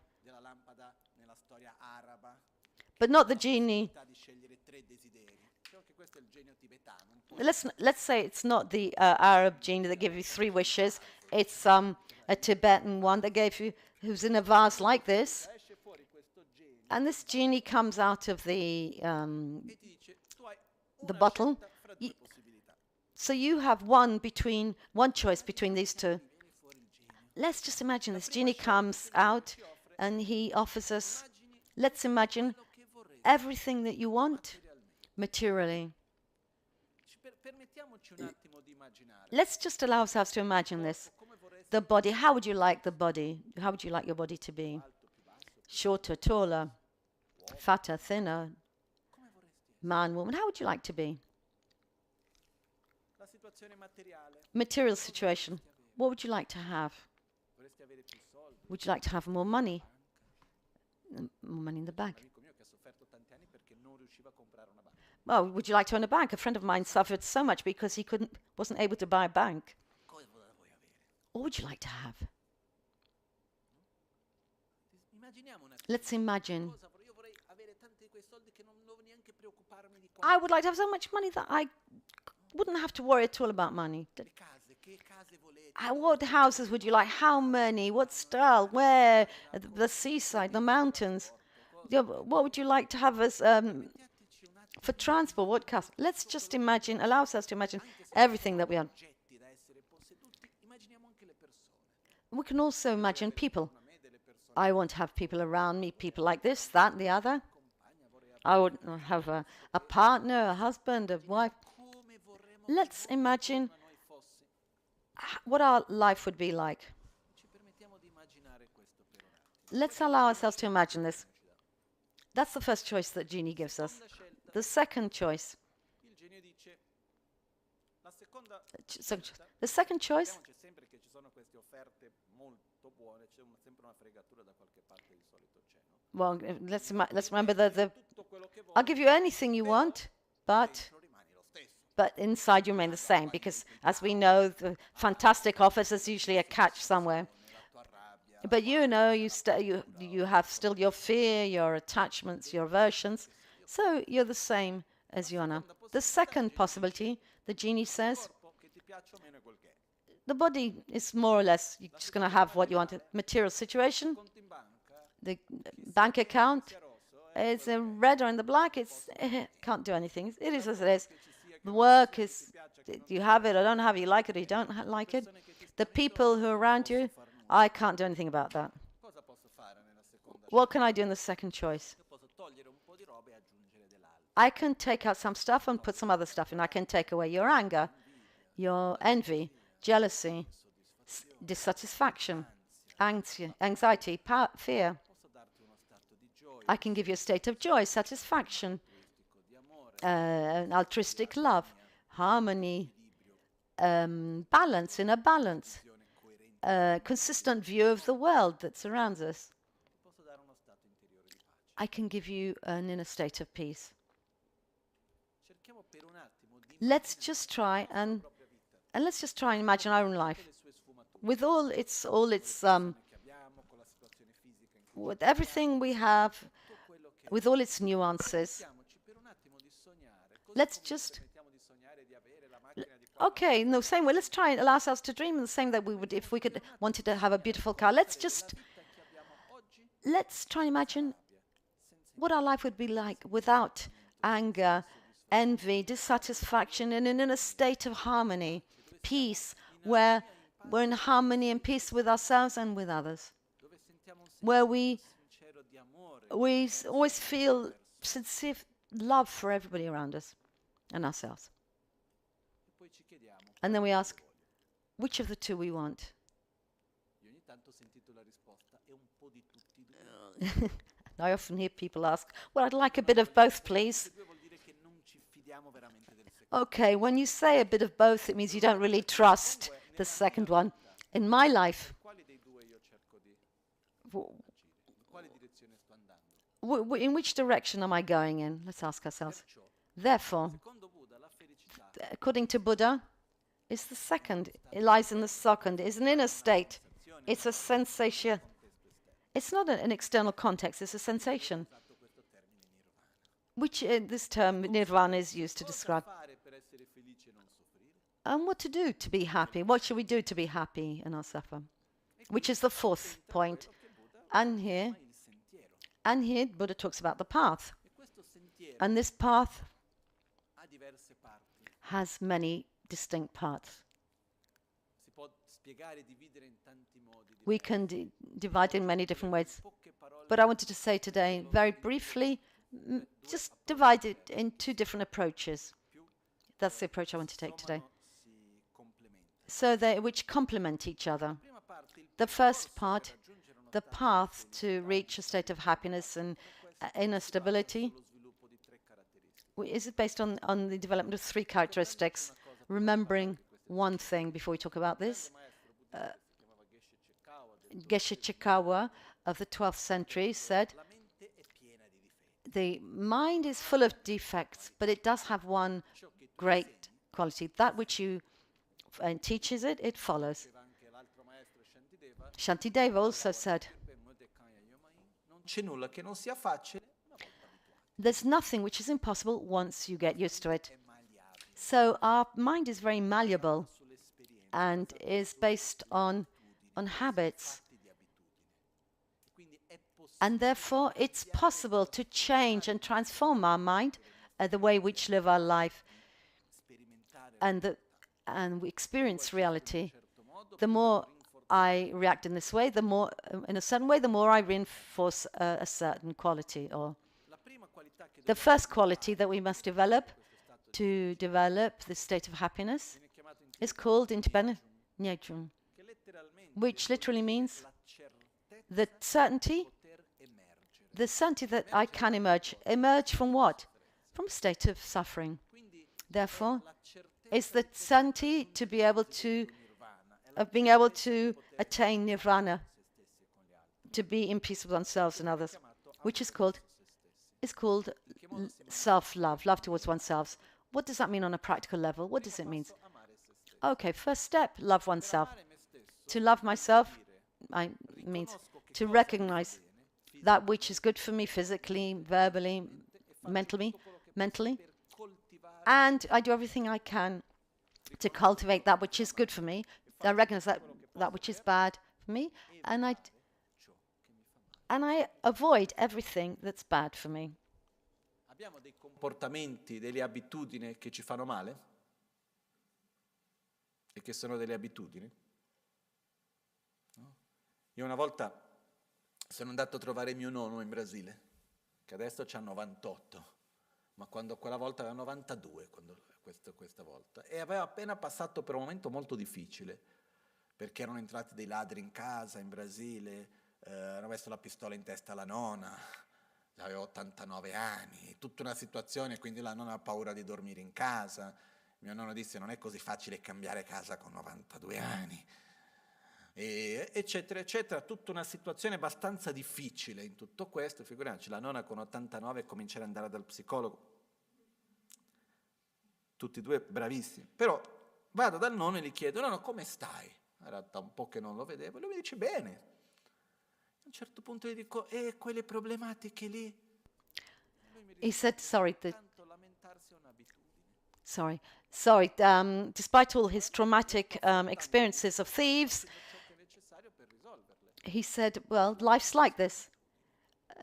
The way we react is a habit. So despite all these difficulties, my grandfather, 91 years old, he managed to get over this experience without suffering.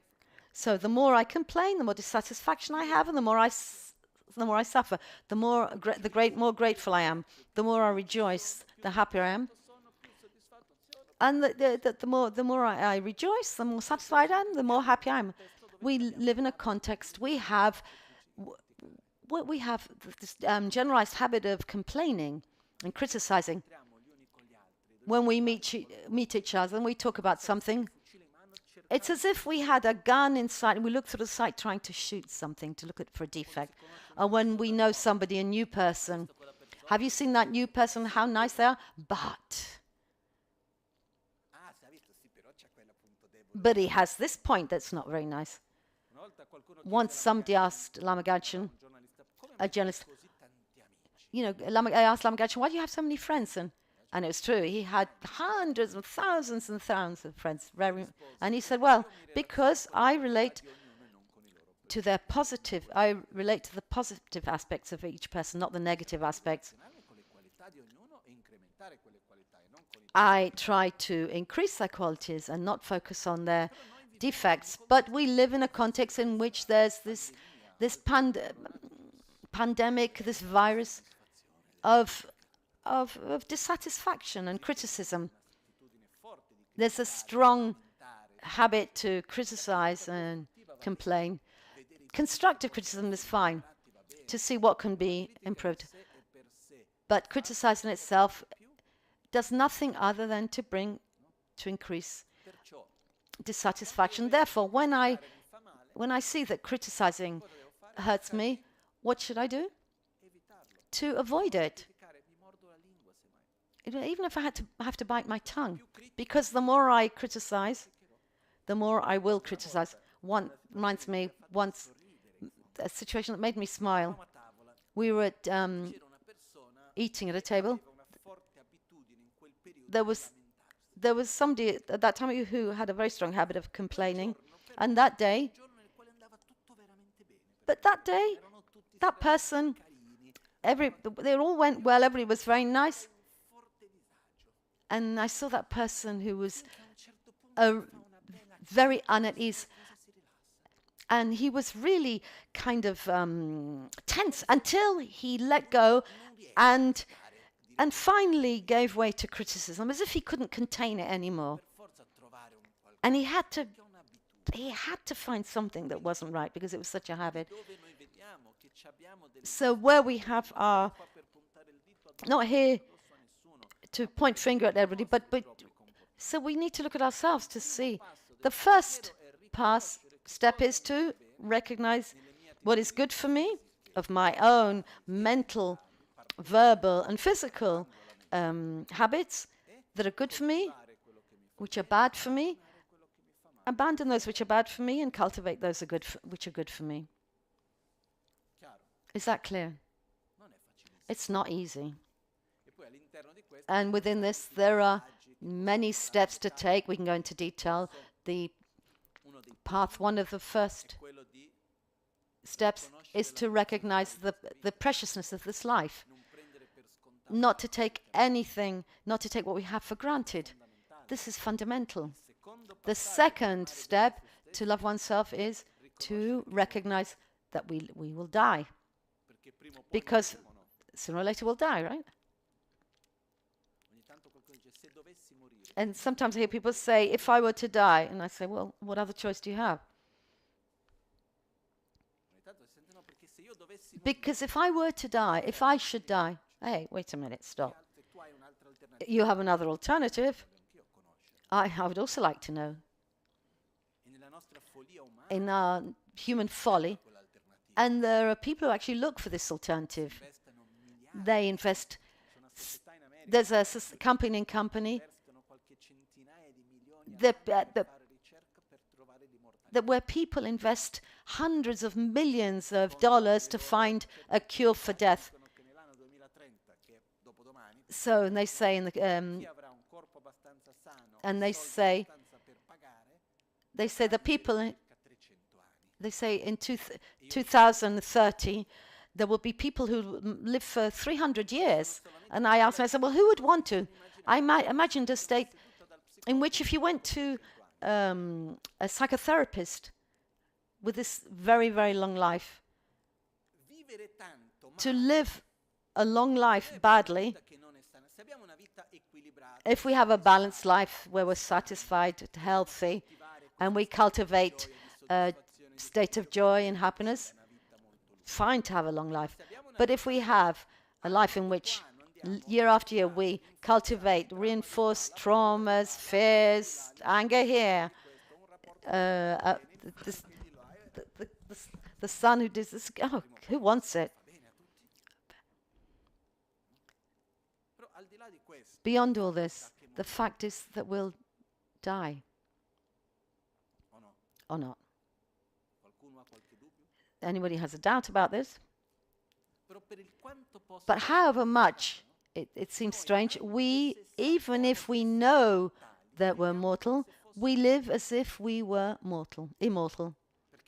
Because if I ask somebody, will you die? The answer is yes. Where do you feel this?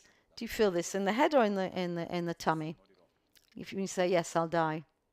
In the head. Because when we feel it in our stomach, it's different. The second question that comes, given that you're going to die, when? When will you die? And our reply is, I don't know. Because nobody knows when they're going to die. Is that right?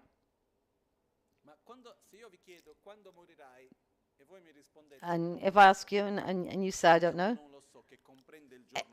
is it I don't know that includes today or in 30 years' time, a bit further along? It includes today.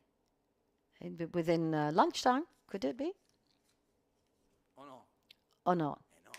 Oh no, come on. Portarmi sfortuna con Come on, don't create bad luck for me. Oh, if somebody dies, oh, Lama said. The fact is that we live our mortality as if we were immortal. What is the problem? What's the problem with living life as if we were immortal? The priorities that we give in this lifetime. Once a friend of a friend, Alfredo Sfrunis, was a disciple of Lama Ganchen. He was director of the World Bank once, a representative of the World Bank to the United Nations, and he told the story of a friend who represented the World Bank in an African country.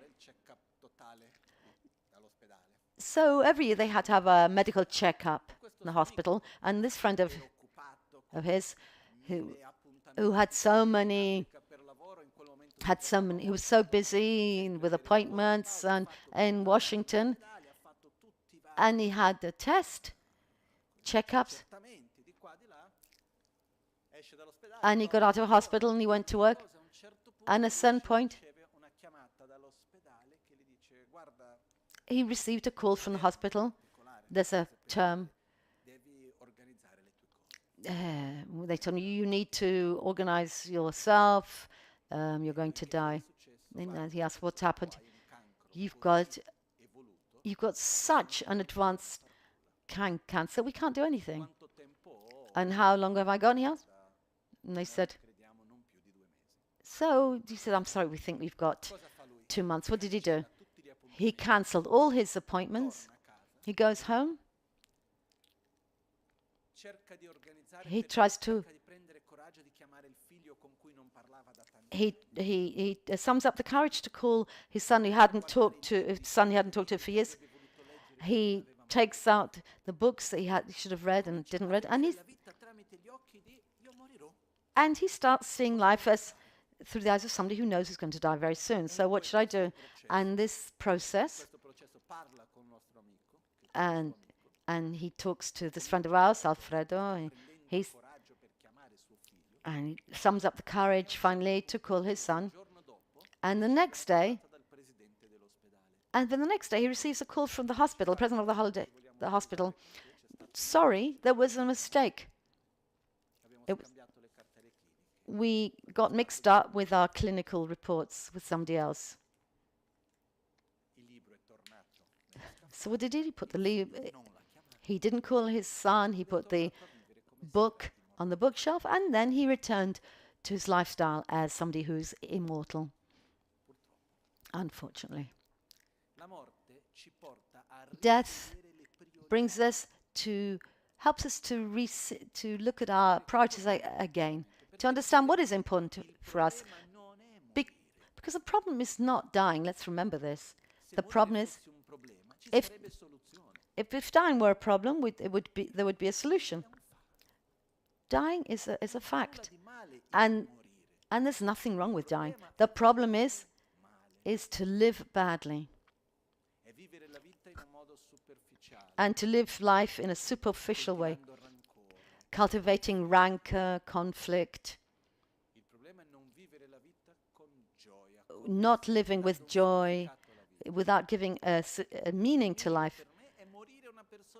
The minimum for me is dying as a person who's better than as I was at birth, without regrets,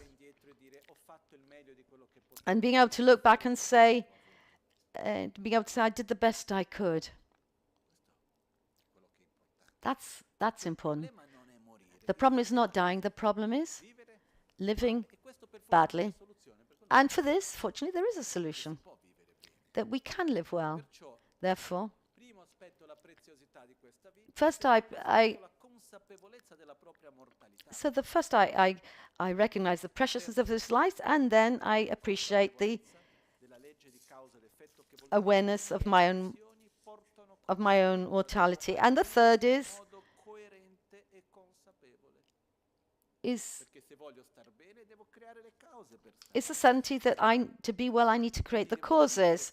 Therefore, I need to live my daily life within this awareness Le priorità giuste. to give the right priority to actions that will ensure positive results. Ci sia o meno Beyond, continuità dopo la morte. apart from the whole point of if there's reincarnation or not. Reincarnazione vuol dire, in poche parole, che c'è continuità Buddha explained that reincarnation, dopo la morte. there is a continuity to the identity of the person after death. Quello è un altro punto. But this is another point. Beyond all this, apart from all this, Diciamo che let's say avere una vita molto lunga, we were to live a very long time, più avanti nella nostra vita. towards the end of our life, later on in life. Tanti soldi, If I have a lot of money, or if I'm poor, che io abbia sia in compagnia o if I am alone or in company, pazienza mi aiuterà. patience will help me, regardless of the situation I find myself in. Anger will hurt me. La soddisfazione mi aiuta. Satisfaction will help me. L'armonia mi aiuta. Harmony will help me. Conflict will hurt me. Quindi la domanda che viene The- da questo è the quello question che that conta di arises, più nella vita, che cos'è? What Non è tanto quello che what brings us more? It's more. quello che accumulo, ma It's chi io divento. it's not what I do or what I accumulate. It's what I become. It's how I transform with all the experiences I go through. Life is made up of so many situations.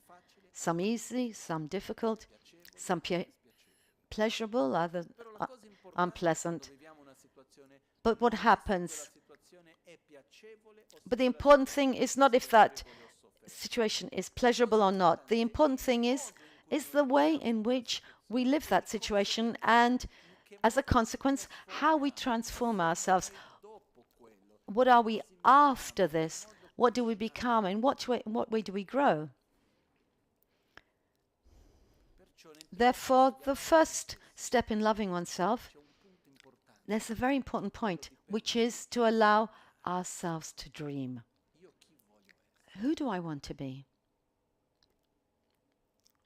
Permettiamoci Allow ourselves just for a second to, what would it be like if stesse bene come stesse If I was altri, in equilibrio, in balance with myself and others, with satisfaction, with love, stesse in pace con me e con gli altri. peace with myself and others?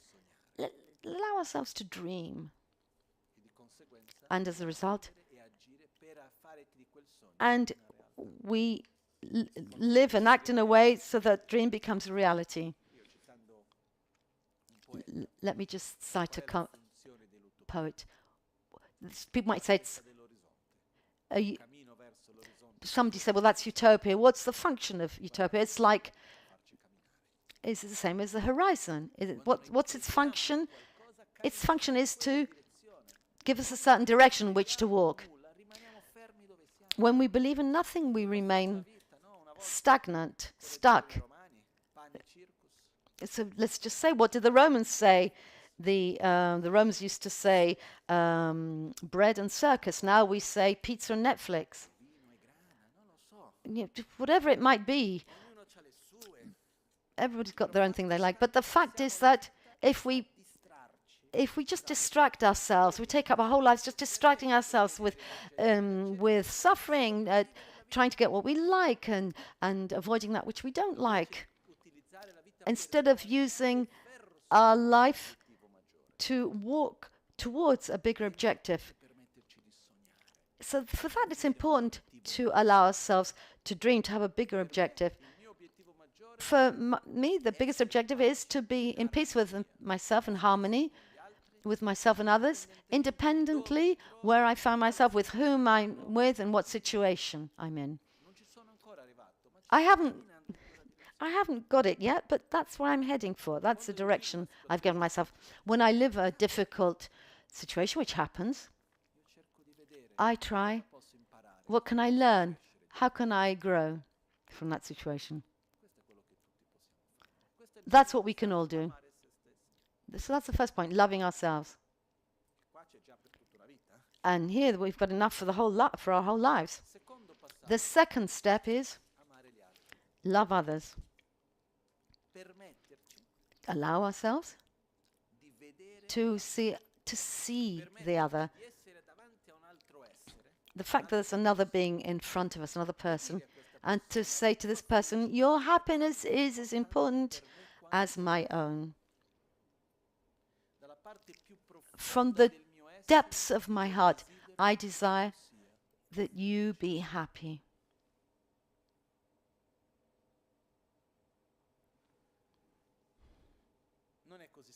It's not so easy. Well, it's simple, but it's not. Let's say it's simple, but it's not easy. This is something else you won't find written anywhere. I don't think it's my perception, so it can be wrong. Therefore, it can be wrong or right. In my perception, altruism, to love the other, is not the opposite of selfishness. When we live altruism as opposing selfishness, it's impossible to develop altruism because we're selfish. So how can we develop altruism? How can I abandon selfishness and to become altruist? It's impossible. We start off, because we start off from the point of our suffering and happiness, right? Altruism is not the opposite of selfishness. Altruism is a better version of selfishness. Altruism is the development of selfishness. Is selfishness, I want, is the attraction of my own happiness and aversion to suffering directed towards myself. Altruism is the same exact thing, is aversion to suffering, attachment to happiness, but which includes the others. It's not in opposition to ourselves. It includes others. I want to be happy, sure. I don't want to suffer. But your happiness, your suffering, is just as important to me as my own. I care about you as much as I care about myself. And I allow myself to see you beyond, to see you really. And selfishly speaking, it's much better to be altruistic, because the first cause of our suffering is our own selfishness. But the way of surpassing, of getting over our selfishness, is not to ignore our own needs, but to include others in the Buddhist tradition. There are so many techniques, meditations, philosophical aspects to help us along this process, which is, to sum up, are called lojong, which is called mental training to overcome our selfishness and develop altruism. This is very important. And the third very important point is a correct view of reality. These are called the three aspects of the path. Technical terms are definitive emergence, which is also called renunciation, but that gives an idea, the wrong idea. It should be to renounce. It's to renounce, to love ourselves, and the second point is called bodhicitta, or the mind of enlightenment, loving others, and the third one is correct view of reality. And I'll look at this point very briefly now. The world that surrounds us, everything that we see. For example, since I started talking, has my beard grown or not? Without philosophizing, the answer would be no. If we stop to think about it, sure. Well, it doesn't grow from one second to the next.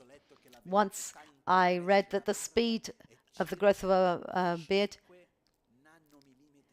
is 5 nanomillimeters per second, which is like, it's very slow, imperceptible. But in our spontaneous reply would be, has my beard, to my question, has my beard grown? You'd say no. And if somebody were to ask at the end of the lesson, did his beard grow? You'd say no at the beginning. If we were to ask ourselves, stop to analyze, Is the beard in constant growth? Growth, or is it in spurts? No, it's constantly growing. Let's say we see ourselves now. We meet again in a week's time. And when we meet, do we think we're meeting the same person or a person who's changed? The same person. Is it possible to find the same identical person a week later? But not even 10 seconds later. Because we are constantly in transformation. In a few words, that the reality is impermanent, in constant transformation, but appears to us as if it were permanent. And we relate to that impermanent reality as if it were permanent. This is a form of ignorance. The wisdom in this case would be to relate that which is impermanent as impermanent. It's as simple as that. While I am talking, what do you hear? What comes to your ears? Words or sounds? Without analyzing, you'd say words. What? If somebody were asking, what did Lama say? Would you say, well, he emitted these sounds to which I attributed this meaning? Or words? No, it appears. It seems that Lama's saying words. But how does verbal communication actually take place? I have concepts, thoughts, emotions that I transform them into sounds, and they arrive at somebody's ears, and they listen to those sounds, and then they're re-elaborated into concepts and thoughts. I don't know if it's happened to you that you said something to somebody and the person's understood something completely different. I don't know. I could also say, has it happened to you that you've communicated something that the other person's understood exactly what you said? It's actually virtually impossible that my concept and thought that I transform into sound and he re-elaborates it into exactly the same thoughts and concepts. It's practically impossible. Therefore, when we hear somebody, we listen to somebody who's talking, what arrives to us as sounds. What do we do to these sounds? We attribute meaning. And this is why I want to give you. Therefore, never say to somebody, you said. It's prohibited. I understood. It's much better to say I understood rather than you said. Because sincerely, what you said, because really what you said, I've got no idea what you meant. I honestly don't know. The only thing I know is that it's what I remember. Because what I remember, I understood. Because what I understood at the time and what I remember now could be two different things. Have your words ever been manipulated or changed?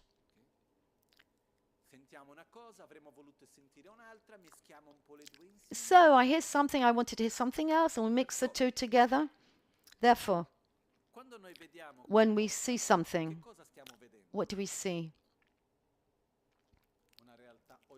An objective reality? Or forms and colors to which I give meaning? What arrives to our eyes? Objects or forms and colors?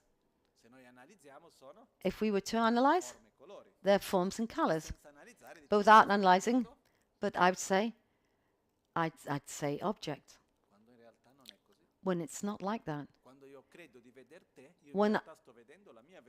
When I see you, what I'm actually seeing is my version of you, which surely won't correspond exactly to your version of yourself. In few words, we live in a subjective world where each one of us perceives the world totally different through our own individual filters. But this subjective reality does it appear to us as if it were objective or subjective? When I see you, do I believe that I'm seeing you, or I'm aware that I'm seeing my version of you? What am I aware of? We think we're seeing the other. when in fact, when we're seeing our own version of the other. Therefore, we live in an objective, subjective reality, which we see as objective. And this is ignorance, viewing subjective reality as objective. Wisdom would be seeing subjective reality as subjective. This is a subject that we could talk about for months and months. 4 years at in the monastery, full time dedicated to this. Anyway, in briefly, that's what it is. So, in brief, the path to nirvana is to love oneself, love others, and live reality in a consistent way. That's the key. And to do this, and for this there are 3 trainings, in the sense that we can't do it we can't get there from one moment to the next. We need to train ourselves. At the beginning, it's not easy to get out of your comfort zone, to gradually get used to this. First is morality. To train in morality. And morality, we don't mean rules that we need to follow, but rather is our capacity to cultivate that which is good for us and to abandon that which is, to cultivate that which is good for us and abandon that which is bad for us. That's the first step, fundamental. The second step is to train ourselves in concentration. The most precious resource is our own mind, to have control of our own mind. To say to our mind, you'd be quiet, stay there, don't move. This is the second training. And the third one is in wisdom. And the third is wisdom, to have a consistent, coherent view of reality. Not in a spontaneous way, not only conceptual. And to do all this, one listens, studies, reflects, understands, meditates, familiarize yourself with it. We look at the words, the images, mantras.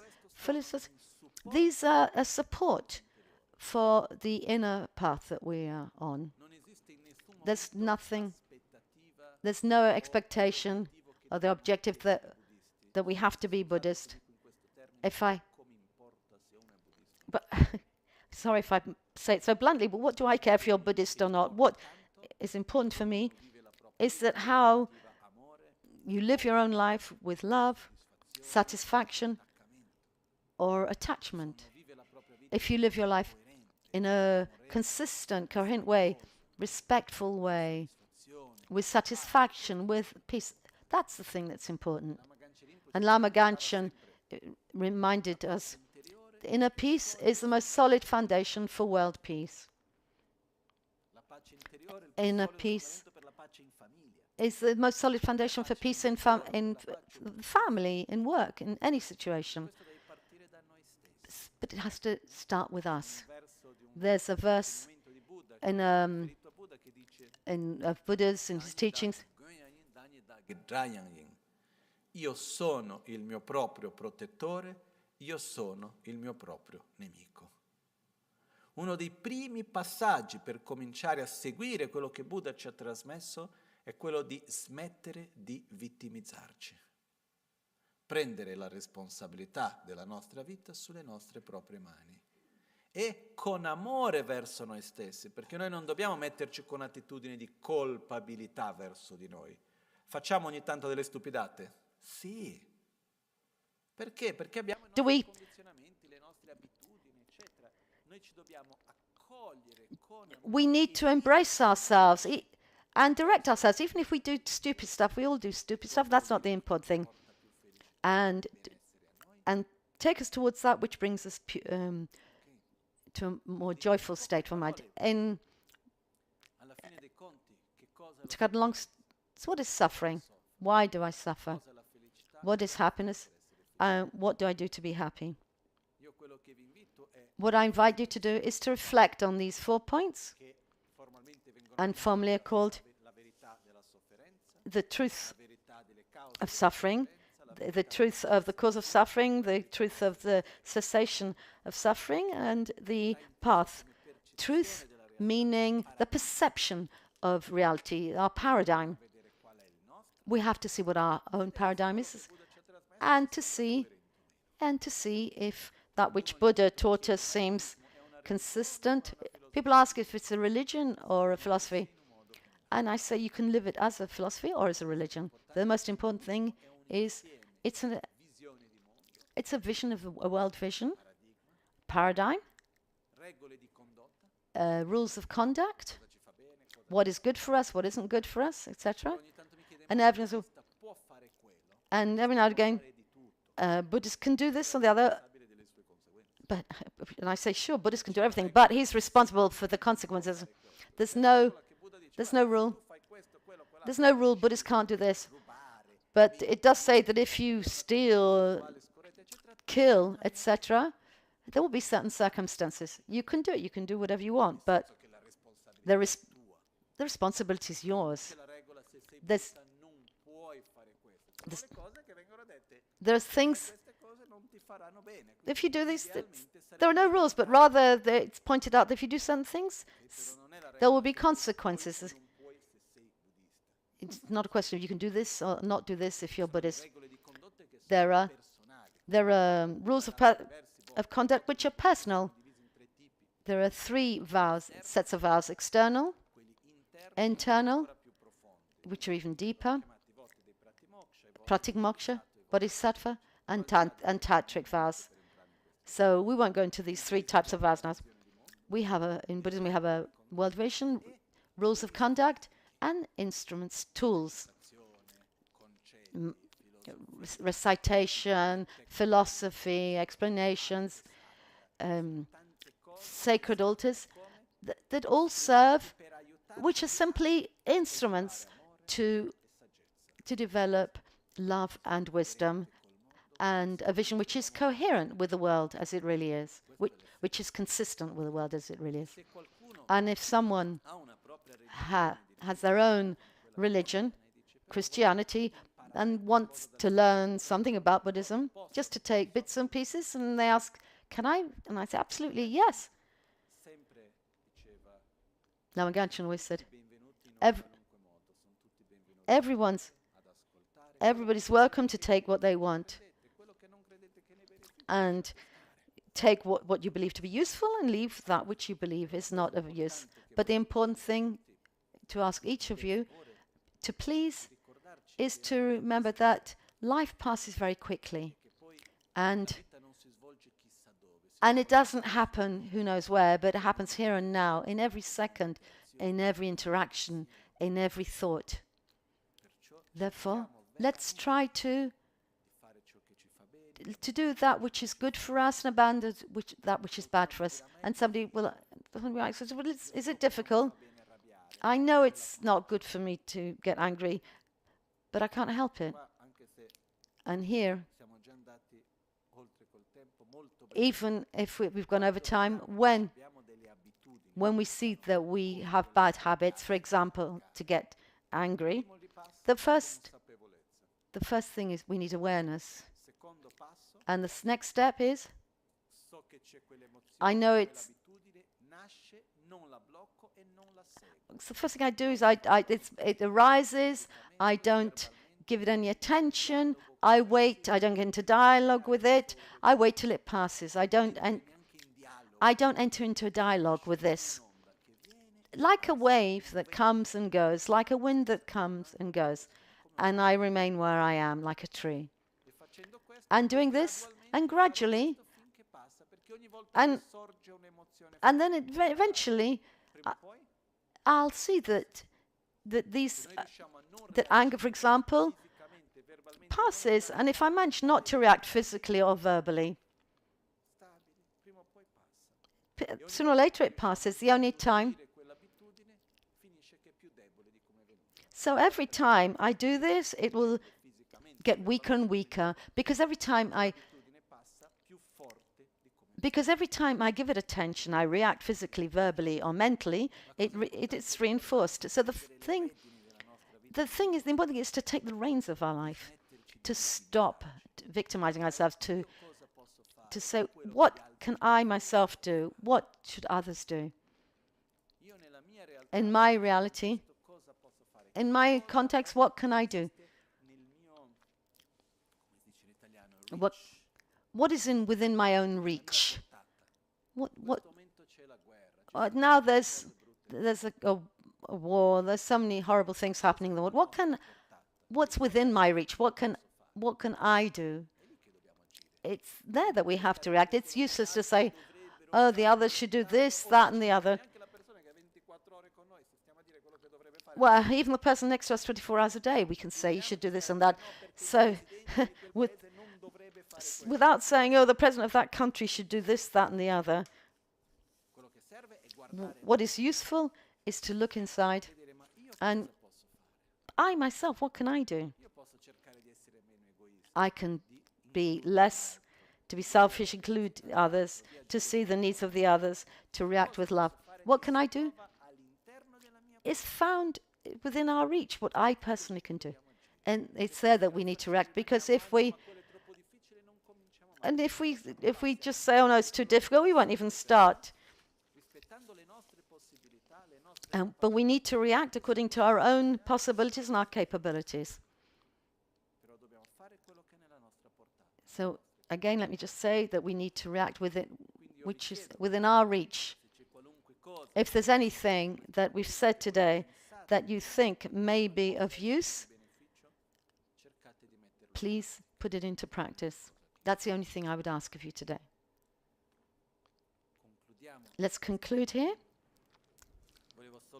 I just wanted to introduce briefly this afternoon, after lunch, who would like to, we have the refuge-taking ceremony in which one formalizes the choice to follow a life, this path.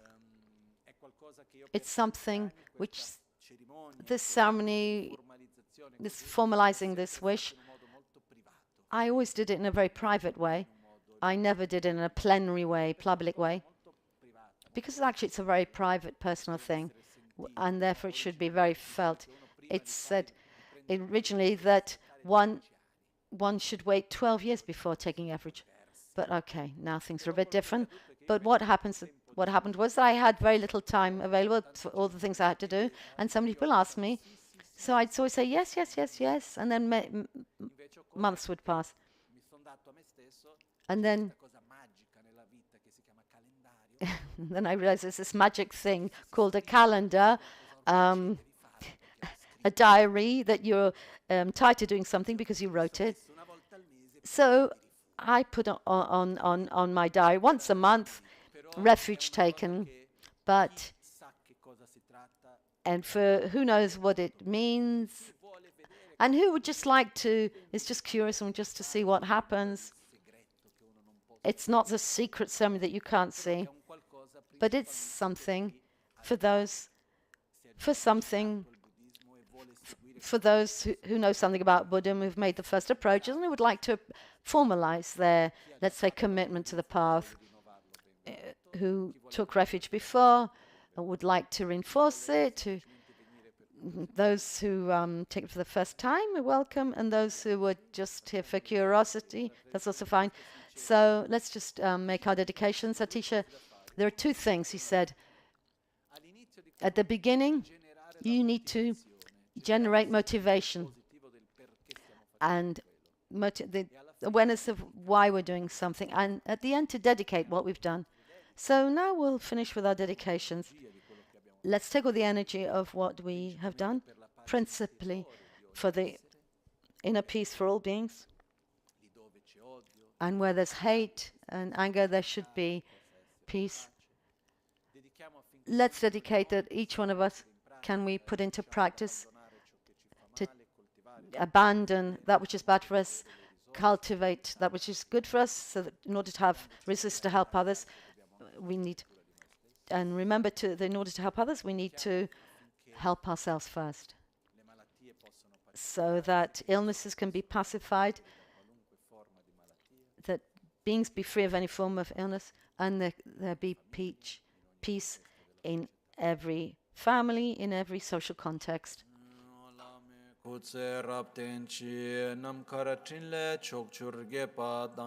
Losan tempe drume sasumgi druwe munsel tato ne gyurchi kewa kunto yanda lama dan drame chiki pela longchechi sadan lamge yonde rabzo ne dorje changi koban yurtobsho nimo dele tsendele nime kunyan delekshin ninsen takto delekpe kuncho sumki jingi lob Kuncho sumke ngodrubatsol, kuncho sumke trashishu.